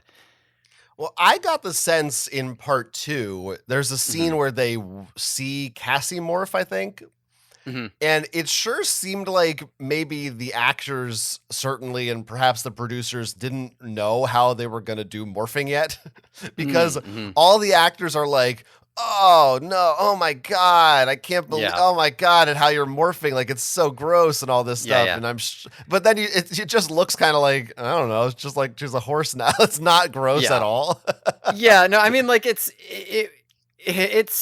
gross in the sense that when you see it, you go, oh my God, look at how silly and fun that is. But yeah, it doesn't come off as gross because it's just so like what you kind of expect this to look like in a TV show. Which is, I think, I do think it's fine. Yeah, like, I think it's fine too. You couldn't, certainly not in this style of show, but even in a more well-made show, you can't, like in the books, morphing is supposed to take like 2 minutes to do. Like you can't show that every time and make it make sense. And you also can't, there's no morphing outfits. It's just morph clothes here. Just deal with it. Move on. Yeah, I mean, like, what are you going to do with that one? I think even as a kid, when I was trying to nitpick every difference, I was still just like, yeah, okay, no morphing outfits, but like, what do you want? what do you want? Yeah. I don't think they would get away even in the 90s with putting these kids in leotards on TV. Especially in the first episode where they haven't figured it out yet, and there's all the things about like, oops, Tobias is naked in Jake's room. Yeah. But Jake's yeah, like mom walks in. Jake, what are you doing? Okay, come on. All right.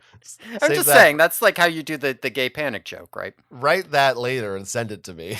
Okay. For my personal use. Okay. Yeah, it looks like I really like, yes, it's silly, but I don't actually think it looks that bad. I think it's totally serviceable. I don't know how else you would do it, honestly. No, not, like, I mean, even not today, in live action. If I were animating it, I would do it totally differently. But in live action, yeah, that's about how you would do it. Unless you did it like American Werewolf in London, where it's like prosthetics or Manimal, I guess, which is gross. Yeah, I don't want to see that. You end up with this problem in live action where, like, if it's too overly detailed and crazy and gross, like, it's going to be really hard to make it not look like shit. And it's going to take way too much time to do, right? Like, as you said, they can't be taking 2 minutes to do it every time. In animation, you can kind of do it twice as fast and just be like, oh, some crazy fucking shit happened. You can kind of read it faster because it's less detailed, and it's fine. We just move on, right? Like, you could probably do an insane, like, oh, bones are sticking out and things are shooting out sequence in like half the time in animation than you could in live action. You just can't can't be doing that all the time. Right. Yeah, you're Yeah. right. The only other thing in part 1 that I think is worth discussing is this scene. I mean, the only scene left is Yeah. them in the lunchroom Yeah. at school. So yeah, because we get the whole thing where they're whatever, they come back, they're in the lunchroom, and now we get the scene where they're all sitting around being like, oh man, it's us against the Yerks or whatever. Anyone could be a controller. Anyone could be, even Chapman's a controller. Whoa. Yeah, I don't think we've said it yet, but like this show in general has like very 90s vibes, very like low budget teen drama 90s vibes to like everything Canadian. here. Canadian, yeah, I should say Canadian, not low budget. I don't want to be disparaging. It's all things. Yeah. Yeah, and I do think that, if I'm making this, that's something I'm leaning into, right? Like, you're going to have a hard time getting into the crazy, fantastical sci-fi elements visually, especially with their limitations. But, like, this is the exact, like, style and vibes that you would use to be all like, do you think that your brother might be one of them? What about Juan and Terry? Uh-oh, I'm worried about Juan and Terry, too. They might be cool guys, but they might be trying to invite me to the sharing, kind of thing. Like that's really, if I were doing this, I would lean heavily into that sort of feel. And this is kind of the first place where we see that, or they get the opportunity to do that. Crazy that Corey Feldman plays Terry in this episode. Right, yes, that is crazy. Just trying to think of a kid actor. That was the best. Even crazier that we didn't even mention that at the beginning. Right. Yeah, I mean, they're there the whole time. They are part of the crew. They're at the construction site, all that stuff. They get the high score in Beast Wars. That's the other change I would make, yeah. Right. Yeah, well, okay, so yes, it's 90s, sure, it's that. The clothes and hair are a big part of that, I think. Yes, but like also just like I don't have the words to describe it, but like the way the shot looks, right? Like I guess it probably comes from the camera type and the set type and all that. Yeah. There's a certain look, especially because I mean, this show has never been like remastered in HD or anything. So yeah, I'm sure that doesn't help. It's still looking like a 90s show from a VHS tape or something. But this lunchroom scene in particular, not so much 90s. Are you familiar with the Oscar award-winning film Bohemian Rhapsody? I did not see that because everyone said it was bad. Have you at least seen the like meme viral clip? I did see the meme viral clip, yeah. Because that I could not stop thinking about that. For people who don't know, there's this scene in Bohemian Rhapsody where the Queen is sitting around a table talking to their producer or whoever. And in the span of like 2.5 minutes, it cuts back and forth between the different characters about 500 times. It's like disorientingly dizzying. Yeah. And I felt exactly the same. Yeah. This lunchroom scene, the camera never stops moving. Yes. It's constantly panning, and it's like every second. I'm watching it right now. Cut. Yeah. I do have a note about this, that the cuts are just like, not only is it like we cut on every line of dialogue, but they're a little bit too fast, right? It's like if you were to cut on every line of dialogue, that would be too many, but it's just like a quarter second faster than where you would put the beat after the line of dialogue. So it's just like too fast even for that.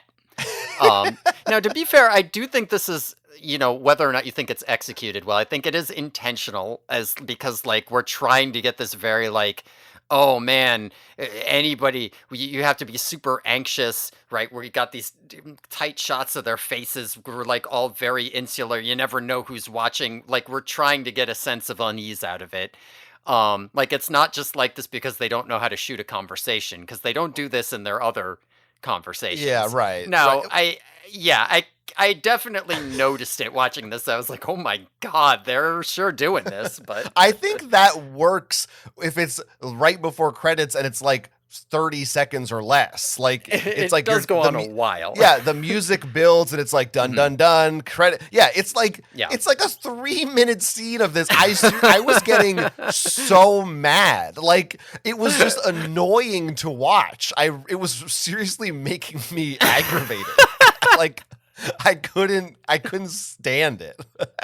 I hated this scene. And nothing else in these episodes is like that. It just pissed me I mean, off. I get it. Like I kind of liked it, but not because it was good. I was like, oh shit, they're going for it. Oh man. Oh man.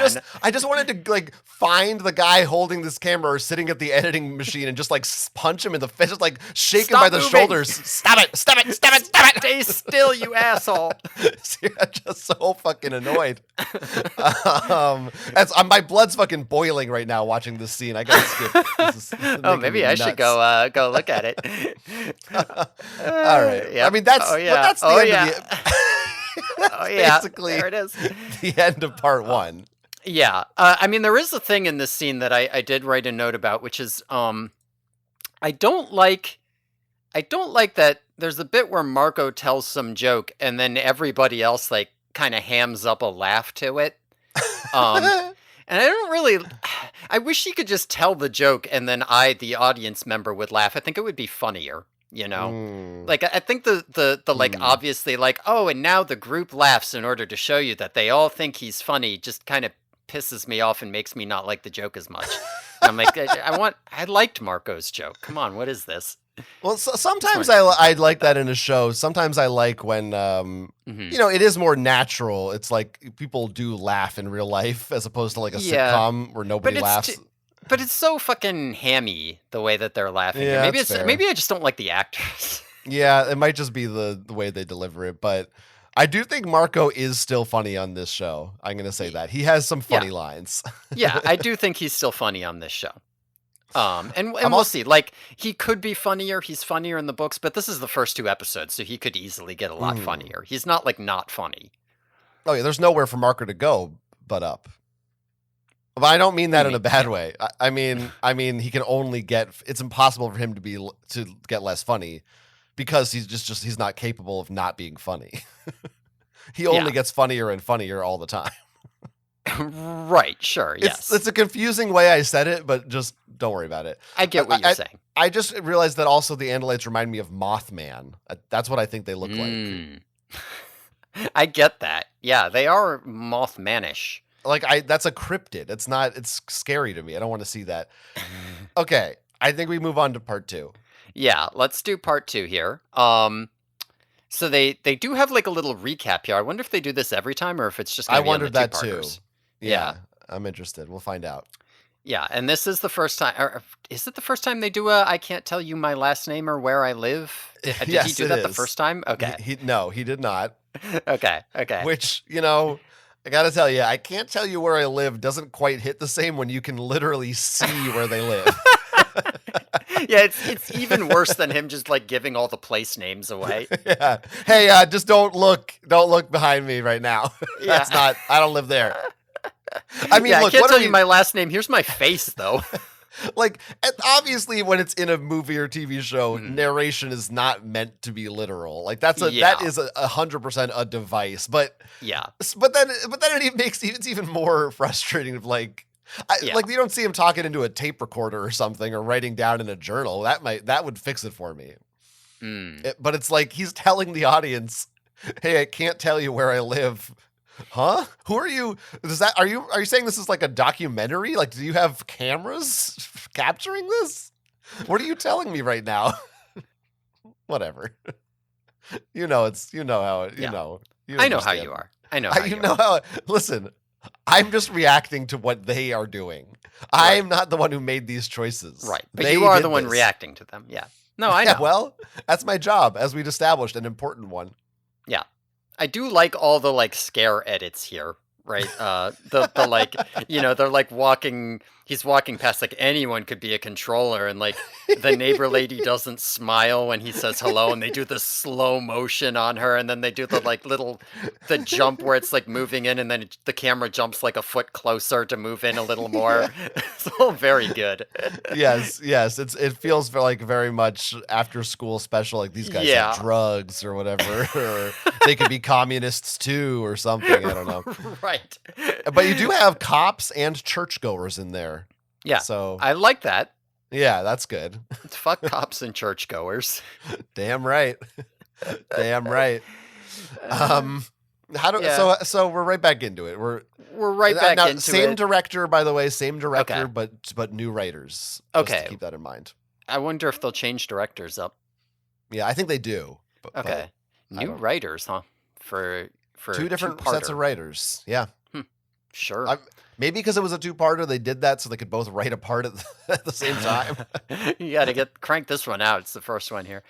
Yeah, I mean, there's I didn't mention it last time, but I like some of the like background chatter that the controllers do, because there's like a scene where Jake spies on the cleanup crew, and just out in the background you see all the people cleaning up, and one of them shouting like, "There can be no sign that the Andalite was here." And nice guys. Yeah. Not suspicious at all. It does. There is something about actually seeing human controllers in a show as opposed to reading about them in a book that is a little like it's kind of lame, because it's just I know there's supposed to be yerks in there, but what I'm seeing is just guys, and it's hard for me not to just think they just didn't want to. Yeah, like there's no Hork-Bajirs or whatever, nothing like interesting. It's just there's just a bunch of people. There's nothing like cool about it. I don't know what I want. Yeah. Maybe I want like a close up of a yerk in there? Or And this something? is kind of what I was saying earlier about the leaning into the like, oh, they could be anybody, because you can get some mileage out of being like, well, it's unsettling because they look so normal, but they're going to do these crazy things. And Animorphs has both of that, especially in the early books. It's got some of that, but it's also got the high concept sci-fi. And yeah, I mean, like, the problem is that by showing you all these Hork-Bajir, they're kind of, you want more high concept sci-fi shit, which of course they couldn't even give you the first time.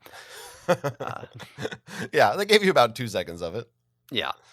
Yeah. But yeah, there's that. There's we go to Cassie's preserve. I guess she doesn't live on a farm, she lives on a preserve.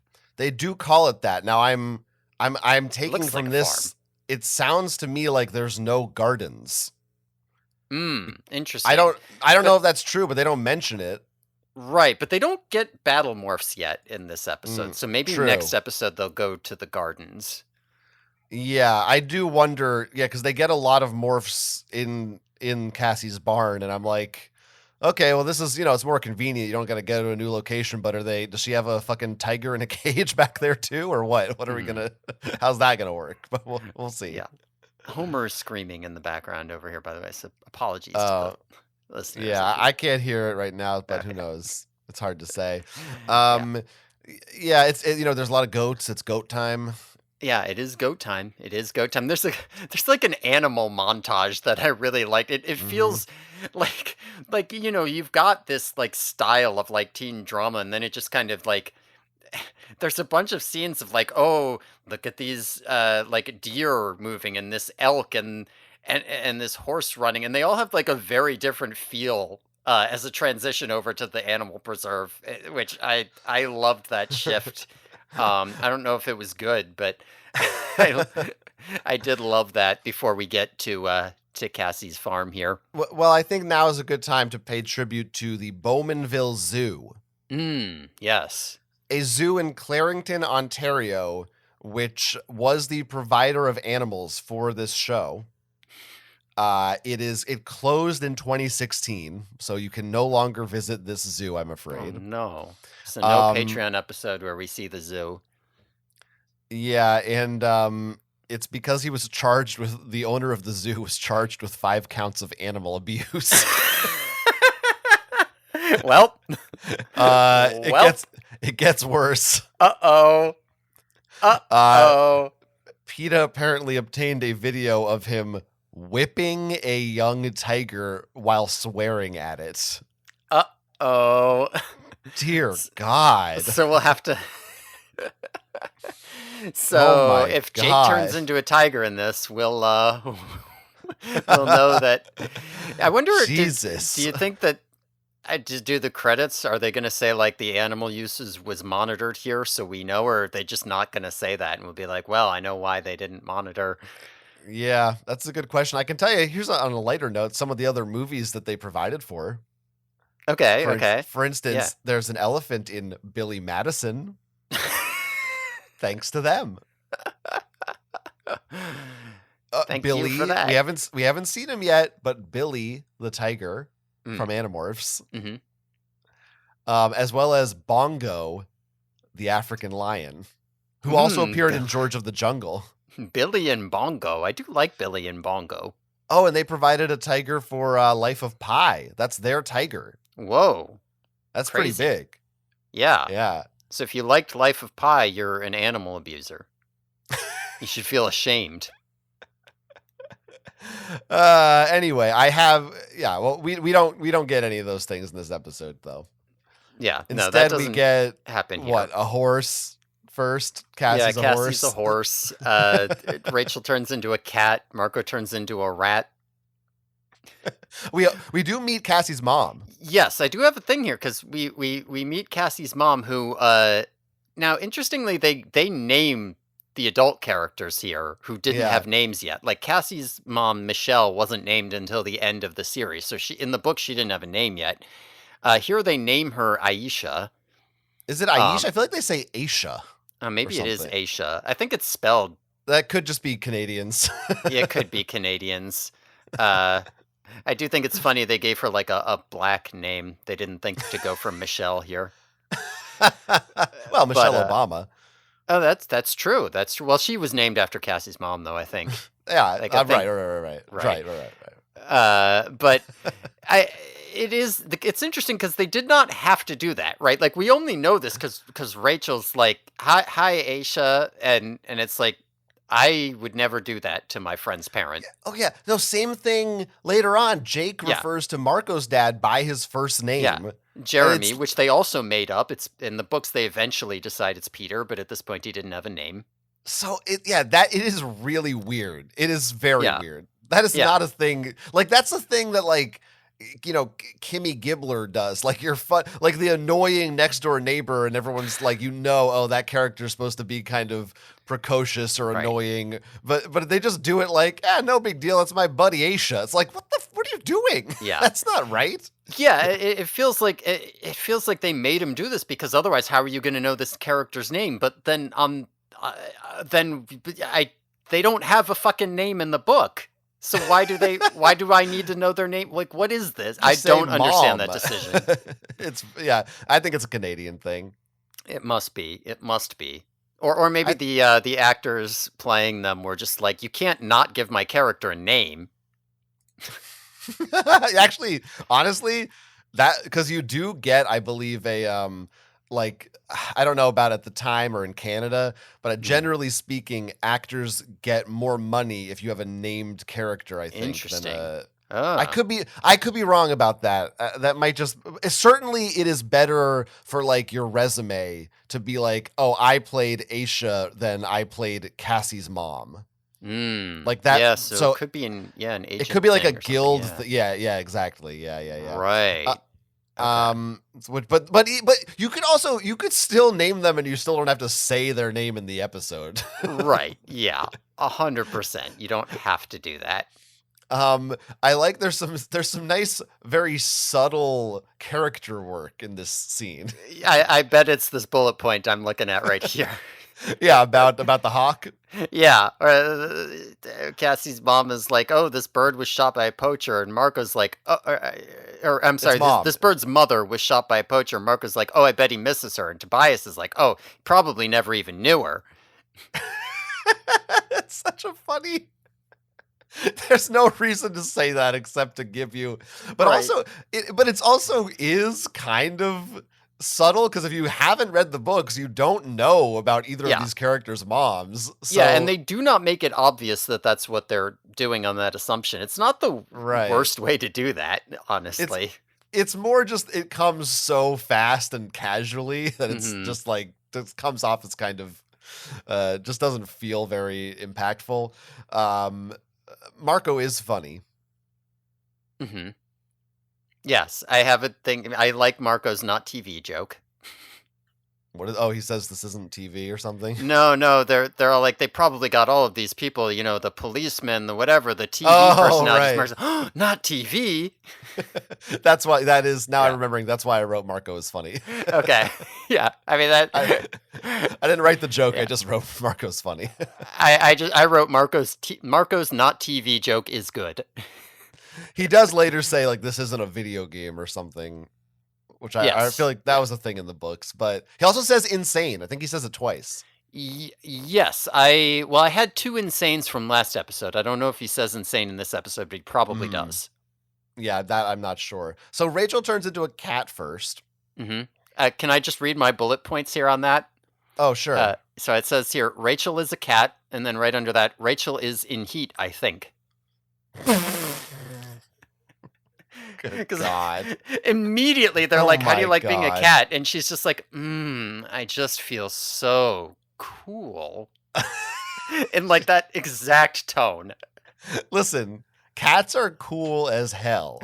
Yes, but that's not how I would sound if I were feeling cool. I don't know. I'm feeling cool now. You like that, listeners? You wanna No, gonna because make some of little them clips did. of that and play it back and Oh God, you sick fucks! I know Seropedia's listening to this. Like, yeah, that's right. Now call me some more names. Yeah, they love that shit. You sick fuck. Yeah, I mean, listen, we all know it's not really a beef here. Why No, does it's more like Seropedia subscribe to our Patreon? It could be kind of like a findom type of thing, Findom. You don't say Findom. Say I- Findom. Listen, I'm lazy. I don't like pronouncing my vowels. I would far prefer to just put a little schwa in there. Okay, whatever. Anyway, so this is cat morph. First of all, I just want to say, this is the laziest looking morph. I'm pretty sure for one part, it is literally just a still image of a cat, like a cat's face. Like, I don't even think they took footage of the actor. It's just like image of her face becoming a cat. Like, it's the most Yeah. shitty looking one. Yeah, it is not good looking. Yeah. Not as cool as Cassie's horse morph. Yes, Cassie's horse morph is pretty good. There's a gif of it that I like. Now, we get a little bit of Marco here doing his thing that he did early on of saying, this is too dangerous. I don't want to morph. I don't want to do it. I'm Yeah. scared. Which I do think a lot of that is just like taken directly from the book, like word for word, like a lot of the speeches. So I don't know if it's, maybe I felt this way about the book too, but here it seemed out of place to me. Like he, not like before, up until this scene, he had just been going with the flow and being like, this is cool, this is fun, haha, aliens, haha, making jokes. And then like all of a sudden he's like, I don't want to do it. It felt like very, just came out of nowhere. I don't know. I don't know what you would, maybe part of that is the actor not selling it enough for me. But I think it's the script. I think there is a script. I think in the book it was a little bit better. Like Marco's joke earlier on at the end of the last episode where he's like, yeah, somebody, I had this crazy dream that we were supposed to, some alien told us whatever. I think in the book there's a lot more of a sense of him being like, so this is fucking crazy. We're not doing this, right? Is like part of the joke. Whereas there he's just making a joke. Yeah. But whatever. It's not like a big deal. He does turn into the rat. He does turn into a rat here. Rachel thinks Marco is a snack, I say here. Yeah, because he's still a cat. Right. She tries to eat him. Yeah. And Yeah, no, go ahead. So then they morph back. And then Rachel goes, well, first Marco says he feels like he ate a couple pounds of coffee. I don't know exactly what that Yeah. means. Fucked up. Head Like hurts. I don't know. like ground, but like he ate pounds of coffee. That's not how you measure coffee, nor is it how you consume it. Yeah, I mean, I guess I was assuming like beans or something, but you're right. He does just say coffee. It's like straight out of the bag. He's just Mm. pouring it into his mouth. In Canada, that's how they do it. And he does morph out of a rat, like from inside of a rat cage. Yeah. And he like breaks it open. Not injured though, no cuts or bruises or anything. He's fine. Actually, that's something we haven't established yet that morphing heals them. That hasn't come up. No. Yeah, nobody's gotten like hurt or anything like that. But anyway, getting ahead of ourselves. So then Rachel is talking to Marco and she's like, yeah. She's like, yeah, when I was a cat, I really wanted to sink my cat teeth into your furry little neck. And she puts her mouth like right by his neck. And then Yeah, Marco she just like goes, nuzzles into him. It's like, Yes. pretty. blatant show of like, hey, Yeah. I'm going for it. And Marco's like, that's what all the girls say. Yeah. And it's like, holy shit, the sexual tension. God damn, it's off the charts. Off We got the some charts. shippers on the writing staff here. I mean, there is, we see a few times where Rachel's like, oh, Tobias, like she's the only one who really cares about him. Hmm. But it doesn't have that kind of heat, you know? Yeah. Yeah. Doesn't have Yeah, that. there's a heat between Marco and Rachel, but she's interested in Tobias. But listen, you just can't keep away from Marco here. No, I mean, nobody can. God, look God, at him. I have a note here also about fucking Cassie. She's looking at the goats and she's listen, she's like pointing out Uh-huh. all the animals they can morph into, and she's like, "Oh, well, we have our medium-sized animals." Fucking. That is funny. I mean, you're We do- right. I noticed it. We do also establish when Marco turns partway into a rat. Hmm. So like that's a thing that's canon in the show is that you can do a partial morph, which I wasn't sure if they would ever go into that because it's slightly harder to animate, I guess, than just Yeah. I can't imagine that they're going to use that for anything other than just a weird effect. Yeah, I mean you're probably right, but I don't know, something I noted. This is Yeah. also around the first time I heard one of them say sorry, and I was like, oh, yeah, they're Canadian. Yeah, there's a tomorrow I got here near the end. Mm. It's not here, but Yeah. yeah. And this is also where we see. So they handle Tobias's fascination with morphing a little bit differently here, because like in the here he like he's watching everybody morph. I have a note that's like Tobias looks like he's about to come watching everybody morph here. He's like so fucking, but then he just runs away in the middle of it, right? Like he just leaves, and they're all like, "Where's Tobias?" And he's just like lurking behind a tree, like, "Oh man," and runs away. It's so.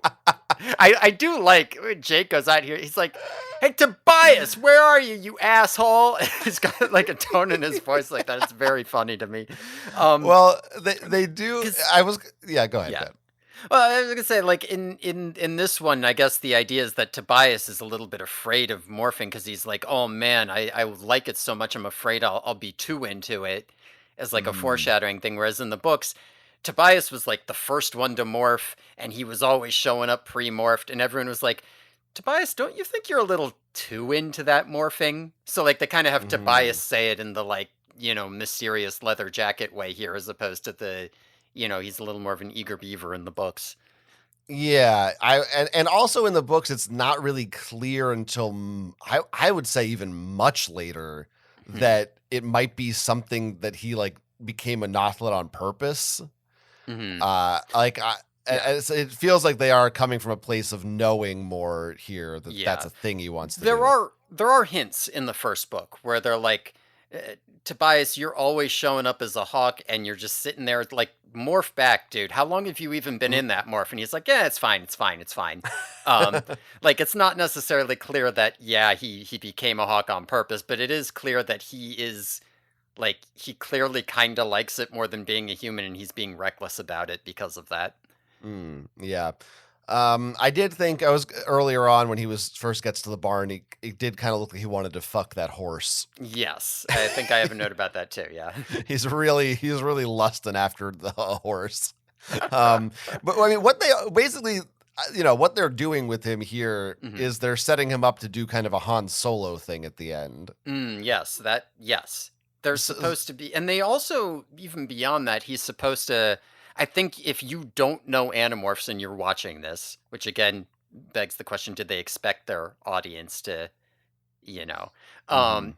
to know anything about Animorphs? But if you don't know Animorphs, I think you're kind of supposed to wonder: do you think Tobias might be one of them? Do you think he's going to betray Huh. them? Oh, yeah, maybe. Yeah, perhaps. Yeah, he is the mysterious. He's the new kid, so he could be a controller. Yeah, that's interesting. Yeah, but it's like maybe. I don't know. I Yeah. couldn't possibly consider that because I know. Yeah, exactly. Yeah. We also here we get to establish that Jake's the leader, just like in the book, for no reason at all. Mhm. Just Listen, are. he's got the handsome, all-American, pretty white boy face, so he's got to be the leader. Damn right. Now, it appears that cut to new scene. It appears that, and by the way, we're almost done with the show, so don't worry. Yeah. It appears that they have merged Sarah and Jordan into one combined super sister. Oh, interesting, because I saw her and was like, "That's Sarah," and maybe Jordan will be here later. But I just felt like there was a yeah. thing of, well, there's kind of the scene where I think the idea is that they're about to go try to get the disc, right? Right. And it seems like they're all thinking, oh, we might not come back from this, maybe.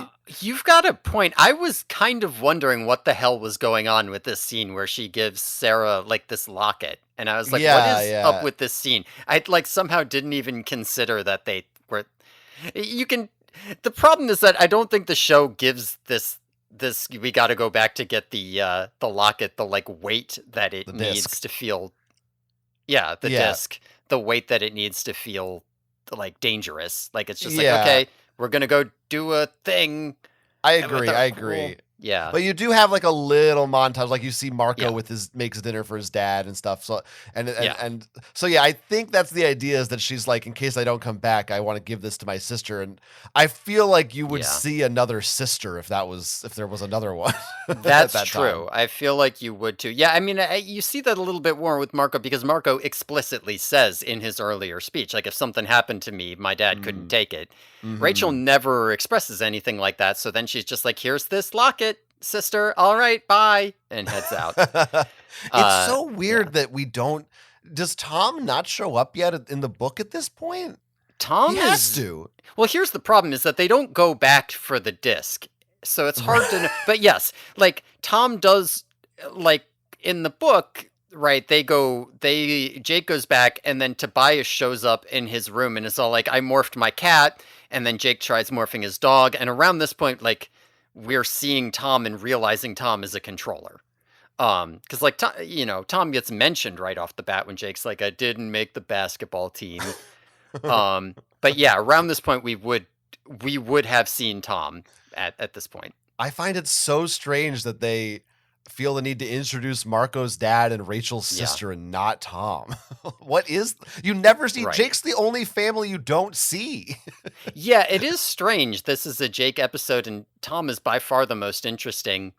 Like, Marco's dad could be interesting too in the context of Marco's mom, so you have to set that up. But like Jake and Tom is just on its own.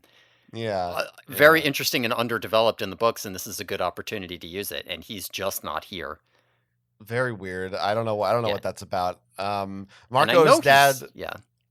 I know he's in the movies, or in movies, TV show. So. Oh yeah. Oh, I got excited. I was like, "Ooh, what are the movies?" Marco's dad did not know his son could cook, he says. Which I'm like, I think they're just joking around. What do you mean? Oh, okay. I don't know. He says it like, oh, I didn't know. I don't know. He feels like he means it. I will say, I did not get the sense that Marco's dad was supposed to be depressed here. Like, you see that Marco's like parentified because he's like making dinner in the microwave and his Parentified. dad's just sitting on the couch and you know, and he's like, "Oh, I'm not hungry." And Marco's like, "You got to eat, Dad." So you've got that sort of dynamic where Marco's kind of taking care of his dad as opposed to the other way around. But then rather than coming off like, you know, he's too fucked up and depressed, he's kind of like he's just like cheery and smiley and joking around with Marco and it's like, "Oh, so this guy's just a lazy piece of shit." Is what it is. He Yeah, just yeah. sucks. He's just a He bad does. parent. Like he's still an engineer, he says, even though he can't program a VCR. Yeah. Or like I don't I mean Marco says he is, so maybe he still doesn't have a job, but he was an engineer cuz like that was the story in the books is that he like Yeah, I lost his don't know. yeah. But you do, just from like the visual language, just seeing him on the screen, you get the sense that he just kind of looks like a deadbeat, lazy dad. Like he just Yeah. looks like a loser guy. Yeah, like you know, he is supposed to come off as but there's supposed to be like a pathos there. Like, oh, this guy, you know, maybe at one point in his life he was competent, but like now he's just fucked up. And that I do not get that. Right? Like he's too cheerful. Yeah, I don't know. I get kind of a melancholy from him. Interesting. I kind of get it. Okay, because But- I to me it just seemed like he was missing a But I'm kind of also sadness not to him, but I'm not really thinking about it that hard because I'm also like, yeah. I don't really know what they're even trying to do with his dad yet. Like what? That's true, what- yeah. I just don't. It's just kind of a what's going on. So like what I mean, how much of that is just from the fact that in the books you know there's a melancholy there? Like would you feel that if you hadn't read them? I think that I would. I don't even think that. I feel like in the books, like I mean, when do we even meet Marco's dad? Like, is it in his first book? I guess it must be, right? But I feel like he wasn't really a character I thought about in my head until much later. I don't. Yeah, no, I don't know if we meet him proper until Marco's first book, which is 5, but we do like see him. Yeah. Like other characters will like pop into Marco's place and you'll get like a line from him, or like Marco will talk about how like you know he can't get off the couch and blah blah blah. I don't know. Like the only character's home life that I really feel is at like the forefront of my mind is Jake's. I don't Mhm. really like no one else. I like a little bit. Maybe Rachel's second, and then like you go to Cassie's house, but usually you don't see her parents. So yeah, I don't know. They're just not. It's just not something I'm consciously thinking about that much. I don't Yeah. even know. I don't know. I don't know the I- point I'm trying to make. I mean, forget can what I we're talking also loop back to Rachel? Because at some point in this episode is where I started to have like a little bit of an issue with how Rachel is portrayed. Yeah. And I was seeing it more in like the barn scene, but you know, I guess we kind of moved past that. So one thing that I think that Rachel to me in this show doesn't really capture the Rachel in the book. And I think the reason for that is that she's too like stereotypically what you would do for your like you know like pretty girl boss character, right? Like she's like, okay, you're like you know you're beautiful and popular, but actually you're very competent. And so she's got this kind of almost like smugness to her where she's like confident in this like, oh, tilt my head to the side and cross my arms and be smug way. Whereas I feel like Rachel, when she's being competent, even in the very first books, like, yeah, most of her behavior when she's just being a normal teenage girl is right. But like, instead of being like, oh, here's danger. Oh yeah, I'm cool, whatever. It's like, here's danger. Oh hell yeah. There's like there's a kind of glee that's missing from her here. Or like instead of when there's conflict, you know, instead of being just like, oh, I'm unbothered by that because I'm so cool. It's like, oh, I'm pissed at you, right? There's a kind of glee or anger that's missing from her. Because, like, in the first books, even then you get these hints that something about her is dangerous. And at no point in this show have I gotten any sense from her that she might actually be dangerous. And I feel like that is a symptom of just kind of making her like the stereotypical like this is what you would do for this kid. Like we've got a group of teenagers, one of them's got to fulfill the confident pretty girl role kind of thing, rather than Yeah. trying Yeah. to do Rachel specifically. Well, the one real character thing you get from her, besides seeing her sister, is when they come in and Marco says, "Oh, there must have been a sale." Yeah.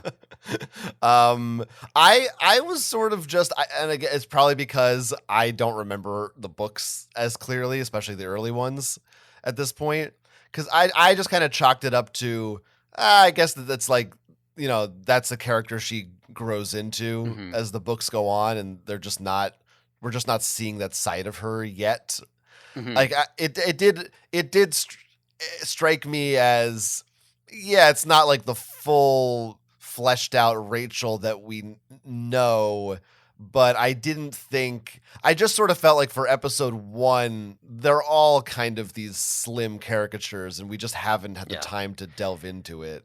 Yeah, I mean, I guess the problem is that Rachel feels like the wrong caricature to me. Like, she doesn't feel like, because, in the book, she's not totally fleshed out at this point either. She would be, but you should see hints of it.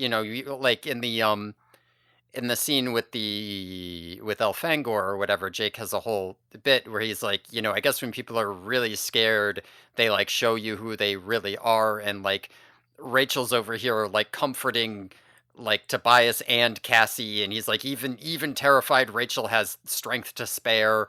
You don't really see that element of it, right? You don't see when they're like, we're going to go back to the plant to get the disc. She seems like cool about it. She doesn't seem like excited about it, and even in the first book you would see that excitement. Like there's no edge to her. No, that's true. I mean, Really that is what it true. is. She's not edgy enough. You're 100% right that she's not edgy. Yeah. I mean, for me, I think I'm just waiting to see if that comes out later or not, because right now I'm fine with it. Okay. But I mean, that's fair. This is the first. This might even just be a pilot. So obviously Right. next time when they, because I think that's also probably the hardest character to portray. Or to get that across in a short time. Like everyone else, That's it's like fair, the leader, the funny guy, the animal lover, the loner. It's like, I mean, I guess you could just make her a little snappier. Yeah. I mean, here's the problem: is that if you were to say like the dangerous one, if she's a guy, you play it a certain way, and if she's a girl, you play it a certain way, and it's different. But I feel like Rachel is too much like, oh, the dangerous one who's a girl, and not like Rachel. You know what I mean? Like she's got that like kind of it is. I do think it's a girl boss symptom. Like she's too girl bossy. It Rachel's sounds like not you have girl a boss. problem with women. No, I have a problem with the way in which it's like being her character is being stamped out of her.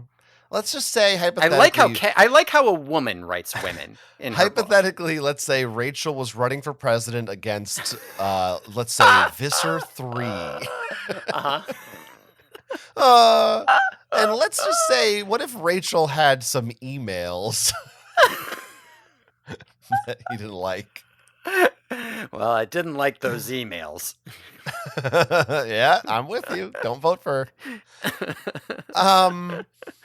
Anyway, they go to they do the thing. They go get this disc. Yeah, they have to be in the thing. Yeah, it's our Rachel action, turns into big a cat. climax. Yeah, This is another romantic moment between Marco and Rachel. I don't know if you picked up on this one. Cassie says, "Hey, you're not dirty enough. You got to look like a street cat." And she like rubs some dirt on Rachel, and Marco like spits in his hand and rubs it on her. What does he do? yeah. I guess he's like trying to like make her fur matted or something. I don't know. Yeah, he kind of hawk-tuas her. Oh God. Oh, that was Tobias. Yeah, but it was a little weird. It was like, because I think they make a joke about it. I can't remember what they say, but I feel like Rachel says something like, "Whoa, Marco, buy me dinner first." She doesn't say that, but No, there is something. I have a note here because I think what she says is totally normal, where she's just like, "All right, that's enough of that." But she has like a tone to her. Because my note here is like, Marco likes or Rachel likes Marco. Just listen to her voice. No, it's something like. And Marco's like, "Hey, I'm just helping," like he has some kind of line like trying to make an excuse like, "What? It's a good idea." Rachel's just kind of a flirt is what it is. At least when it comes to Marco. Yeah, I think that that's correct. This is when so Tobias comes in and saves the day. Yeah, no, Tobias comes in and saves the day. I mean, okay, so here, I mean, we should talk about their plan to get this disc back because Marco like sets up a boombox that plays the sound of the Andalite spaceship landing. I don't know how he got this recorded. Well, is And that then- actually the sound of it, or it's just some sound effects? Yeah, I mean, it could just be a sound effect. I thought it was the same sounds, but you would think the Yerks would know, but I don't know, whatever. He plays some sound effects on a boombox and is like, the Andalites are landing. And then Cassie turns into a horse and Jake paints her blue. And she walks around behind like a truck so they see her blue hooves and they're Wait. like, the Andalite. Wait, he paints her blue? Yes. I don't remember that. Yes. No, Jake's like, I got the paint. And then in a later scene, we see. Oh my we God, see he the does. Blue hooves. Yeah, beneath the truck. And then she walks out from behind the truck and she's half blue, like painted blue from like how a horse would wear pants. So that is horses ridiculous. will be blue. I must have been writing a note when he took out the paint can for 2 seconds because I did not pick up on that. That is so ridiculous. Insane. So yes, all the Yerks are scattering, looking for the Andalites who landed, and that's their opportunity to go in and get the disc. Marco also lights some like not firecrackers, but Flares. What do you call it? Yeah. Yeah, flares. That's his. That's also imitates a spaceship. As a human, by the way, at this point, none of them have any concerns, at least that they are vocalizing about. We can't let them know that we're human or anything like that. That's not a thing. No, they're not saying anything like that. That hasn't come up yet at all. Or what if they see our faces? In general, would be bad. Yeah. Yeah, and there's no sense of like, oh, if they see the cat and dog running around, they'll think that they're Andalites. It's like, well, we're going to pretend there's a real Andalite, and then, I don't know, I guess they saw a cat and dog running around and chased them. Right. And I guess they... and we do get to see Chapman and the other people be like, Andalite, when they see them, which is true to the books, but it's very silly in live action. Yeah, it works fine. He's Principal Chapman, by the way. I don't know if you caught that. Yes, I did catch that. Yes. He got some promotion on this show. Good for him, I guess. Good for him. Yeah. I guess I don't even know if in the books they're consistent about whether he's vice principal or assistant vice principal. So they're just like, fuck it, he's a principal. What are we doing with this title? I definitely just thought the lighting made her look blue. It's so funny that it literally just painted half of her blue. I did like the demorph transition where she like walks behind a shipping container and the camera just pans across and the human walks out the other side. Yeah, I like it's like some good little tricks there. How do we get around this morph? Just don't show it. Yeah. I mean, it was the same thing earlier. Like, they can't do same thing they can't do with the Andalite. They can't do the horse torso. Like, that's the horse body. Like when Cassie was morphing a horse in the barn, it's like we see her feet change back from hooves and we see her face change, but like her body, no, it can't. That's way too hard. Yeah. Now I gotta say something that I don't like saying. Because it indicates that you might be right about something. But it does sound like in this show they do say Hork Bajir. Now it's possible that's where I got it from, and K.A. Applegate distanced herself from this and said I say Hork Bajir. Yes, we do have the AMA where she does just say Jeer. That's how she says it is said. She does not say it's a soft J. Yeah, so it's possible I picked it up from this show. Yeah, so I don't like it. What I do like is Tobias's morph from a hawk at the end of the episode, which is one of the funniest looking ones. Yes, he has a good face. He does the book thing where he's in hawk pose, right? Like he comes back and then he's like crouched out with his arms out like wings and he hops down. It's I wonder if there's a gif of that. That would be a good one. Yeah, that's pretty funny. Kind of looks like the Terminator when they go back in time. They're all curled up. Anyway, can I just say, Elfangor says in the beginning, he's like, Tobias, you have to protect this disc with your heart and soul. Tobias immediately drops it. They come back, and you know what happens at the end? They're like, Jake, hold on to this, and Jake takes it home with him. Tobias doesn't do shit. Yeah. He has no heart and soul to hold on to this disc with. That is a pretty funny choice. I do not know. This disc, again, it reminds me of, I said maybe they're selling toys of this thing because it looks like a Talk Boy from Home Alone or like a Yak Back. You remember Yak Back? Like it looks Yes. like a little 90s piece of shit that takes 4 AA batteries and lights up and makes a whirring sound. Yeah, 100%. And you could easily make an even shittier version and put it in like a Happy Meal. Like I'm so curious what the fuck this thing is and if it's going to be just a giant nothing burger or what. I do not remember. I mean, here's the maybe thing. There's so much shit in Animorphs. You could easily put anything on it, right? You could put nothing. You could put a time matrix. One theory, maybe this leads to acts. Maybe instead of psychic messages, it's like coordinates to where the ship crashed or something. That could be. They were trying to get acts. What if it's a secret planted message from the Drode? Yeah, I really wonder who's going to play the Drode, how they're going to do that. Yeah, I mean, surely he's there. Yeah, obviously, it's going to be in the show. You couldn't make a show of Animorphs without the Drode appearing. It's probably going to be Al Pacino. Yeah.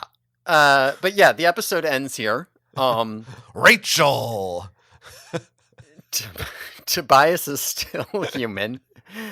We haven't done any of that. They haven't gone to the Yerk pool. They haven't investigated that. Tobias is still human. To be fair, there is a lot of fucking book 1.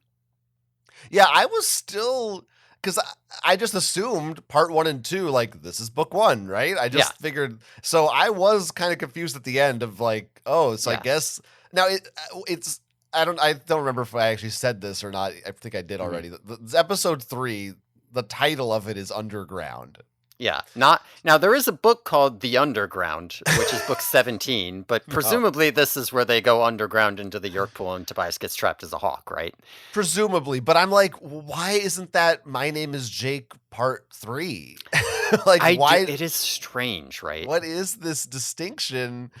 I don't get it. And I was kind of going, did they just cut that out? Like, are we just not going to go to the Yerk pool? I don't know what they're doing here. Odd, but I guess we're gonna go there. I'm guessing that's episode 3. Also, Jake didn't turn into a lizard. Nope, none of that yet. I kind of feel like he should turn into a lizard next episode. They got to investigate Chapman, right? I guess. Do you think he has a Melissa? Because I think she's not gonna be of anything. I don't think there will be a Melissa in this show, although I could be wrong. Yeah, it's possible, but I don't know. I guess Chapman seems okay. I kind of wish he had a mustache or something. Yeah, I get that. Yeah. He seems a little too losery. He's not intimidating. I mean, I do like him, like, showing up in school and, like, the other teachers aren't doing a good job controlling the kids, and he's like, incompetence! Yeah. That's good. That is pretty good. It's so weird having you be like, what do you think's going to happen in the show? And I don't know. Yeah, that's right. I don't know that I like it. Yeah, we're both just lost in the dark trying to make our way. So strange. So strange. Pop culture references. I did leave a section for that, but I didn't fill it out. I bet there are some other than Beast Wars.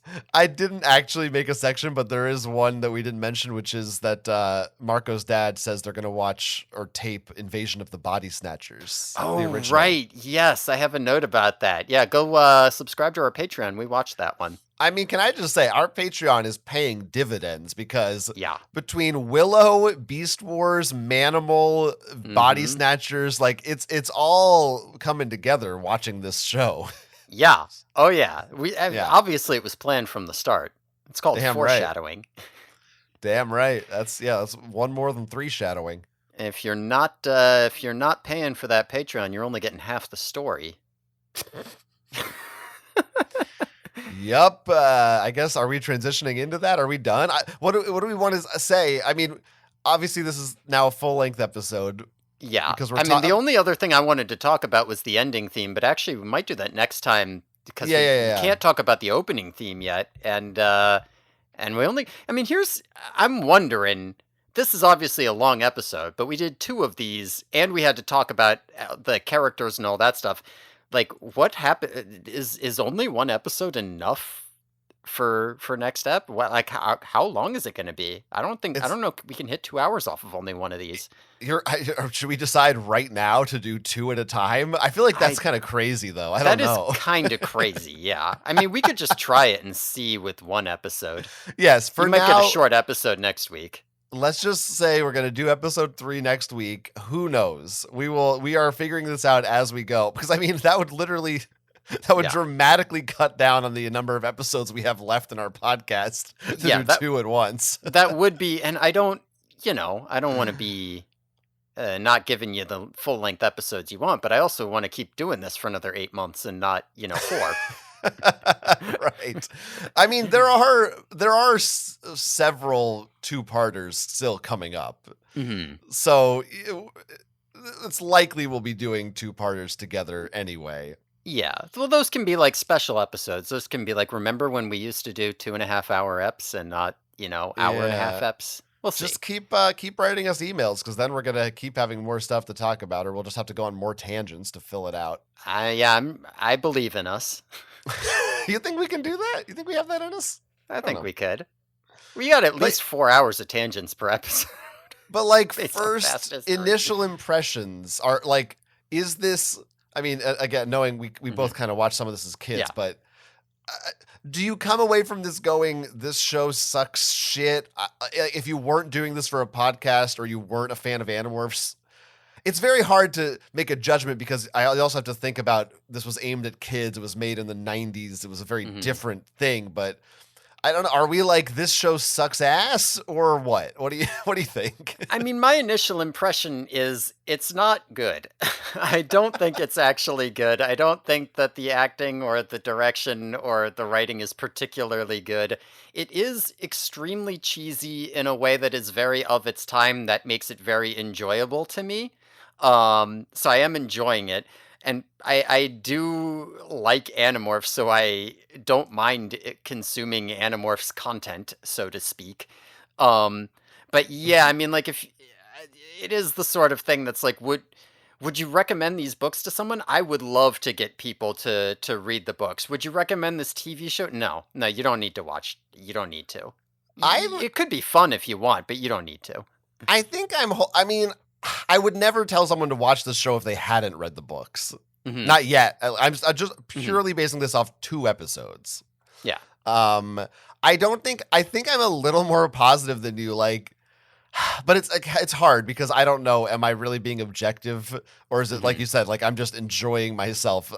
I don't know that I also would necessarily call it quote unquote good. But it's not. I think it could be so much worse. And I think it is, even with all the changes, and I expect they will deviate much more as we continue. But it's overall pretty faithful to the book so far. I mean, yeah, we've named a bunch of changes, but generally speaking, like, Yeah. I think if I was a kid, not being as annoying as you, watching this, I'm like, yeah, that's like pretty close to kind of what I think and feel the first Animorphs book tone and vibe is. Like, I do think that's what and again, Okay. I'm thinking about the first books, like, not what the series became later. I'm like, I do think feel that this the is right. first book is a lot darker than this one, or than these shows are, but that's not necessarily wrong. I don't think that the adaptation for the kids show should keep the same like level of grittiness that the book has.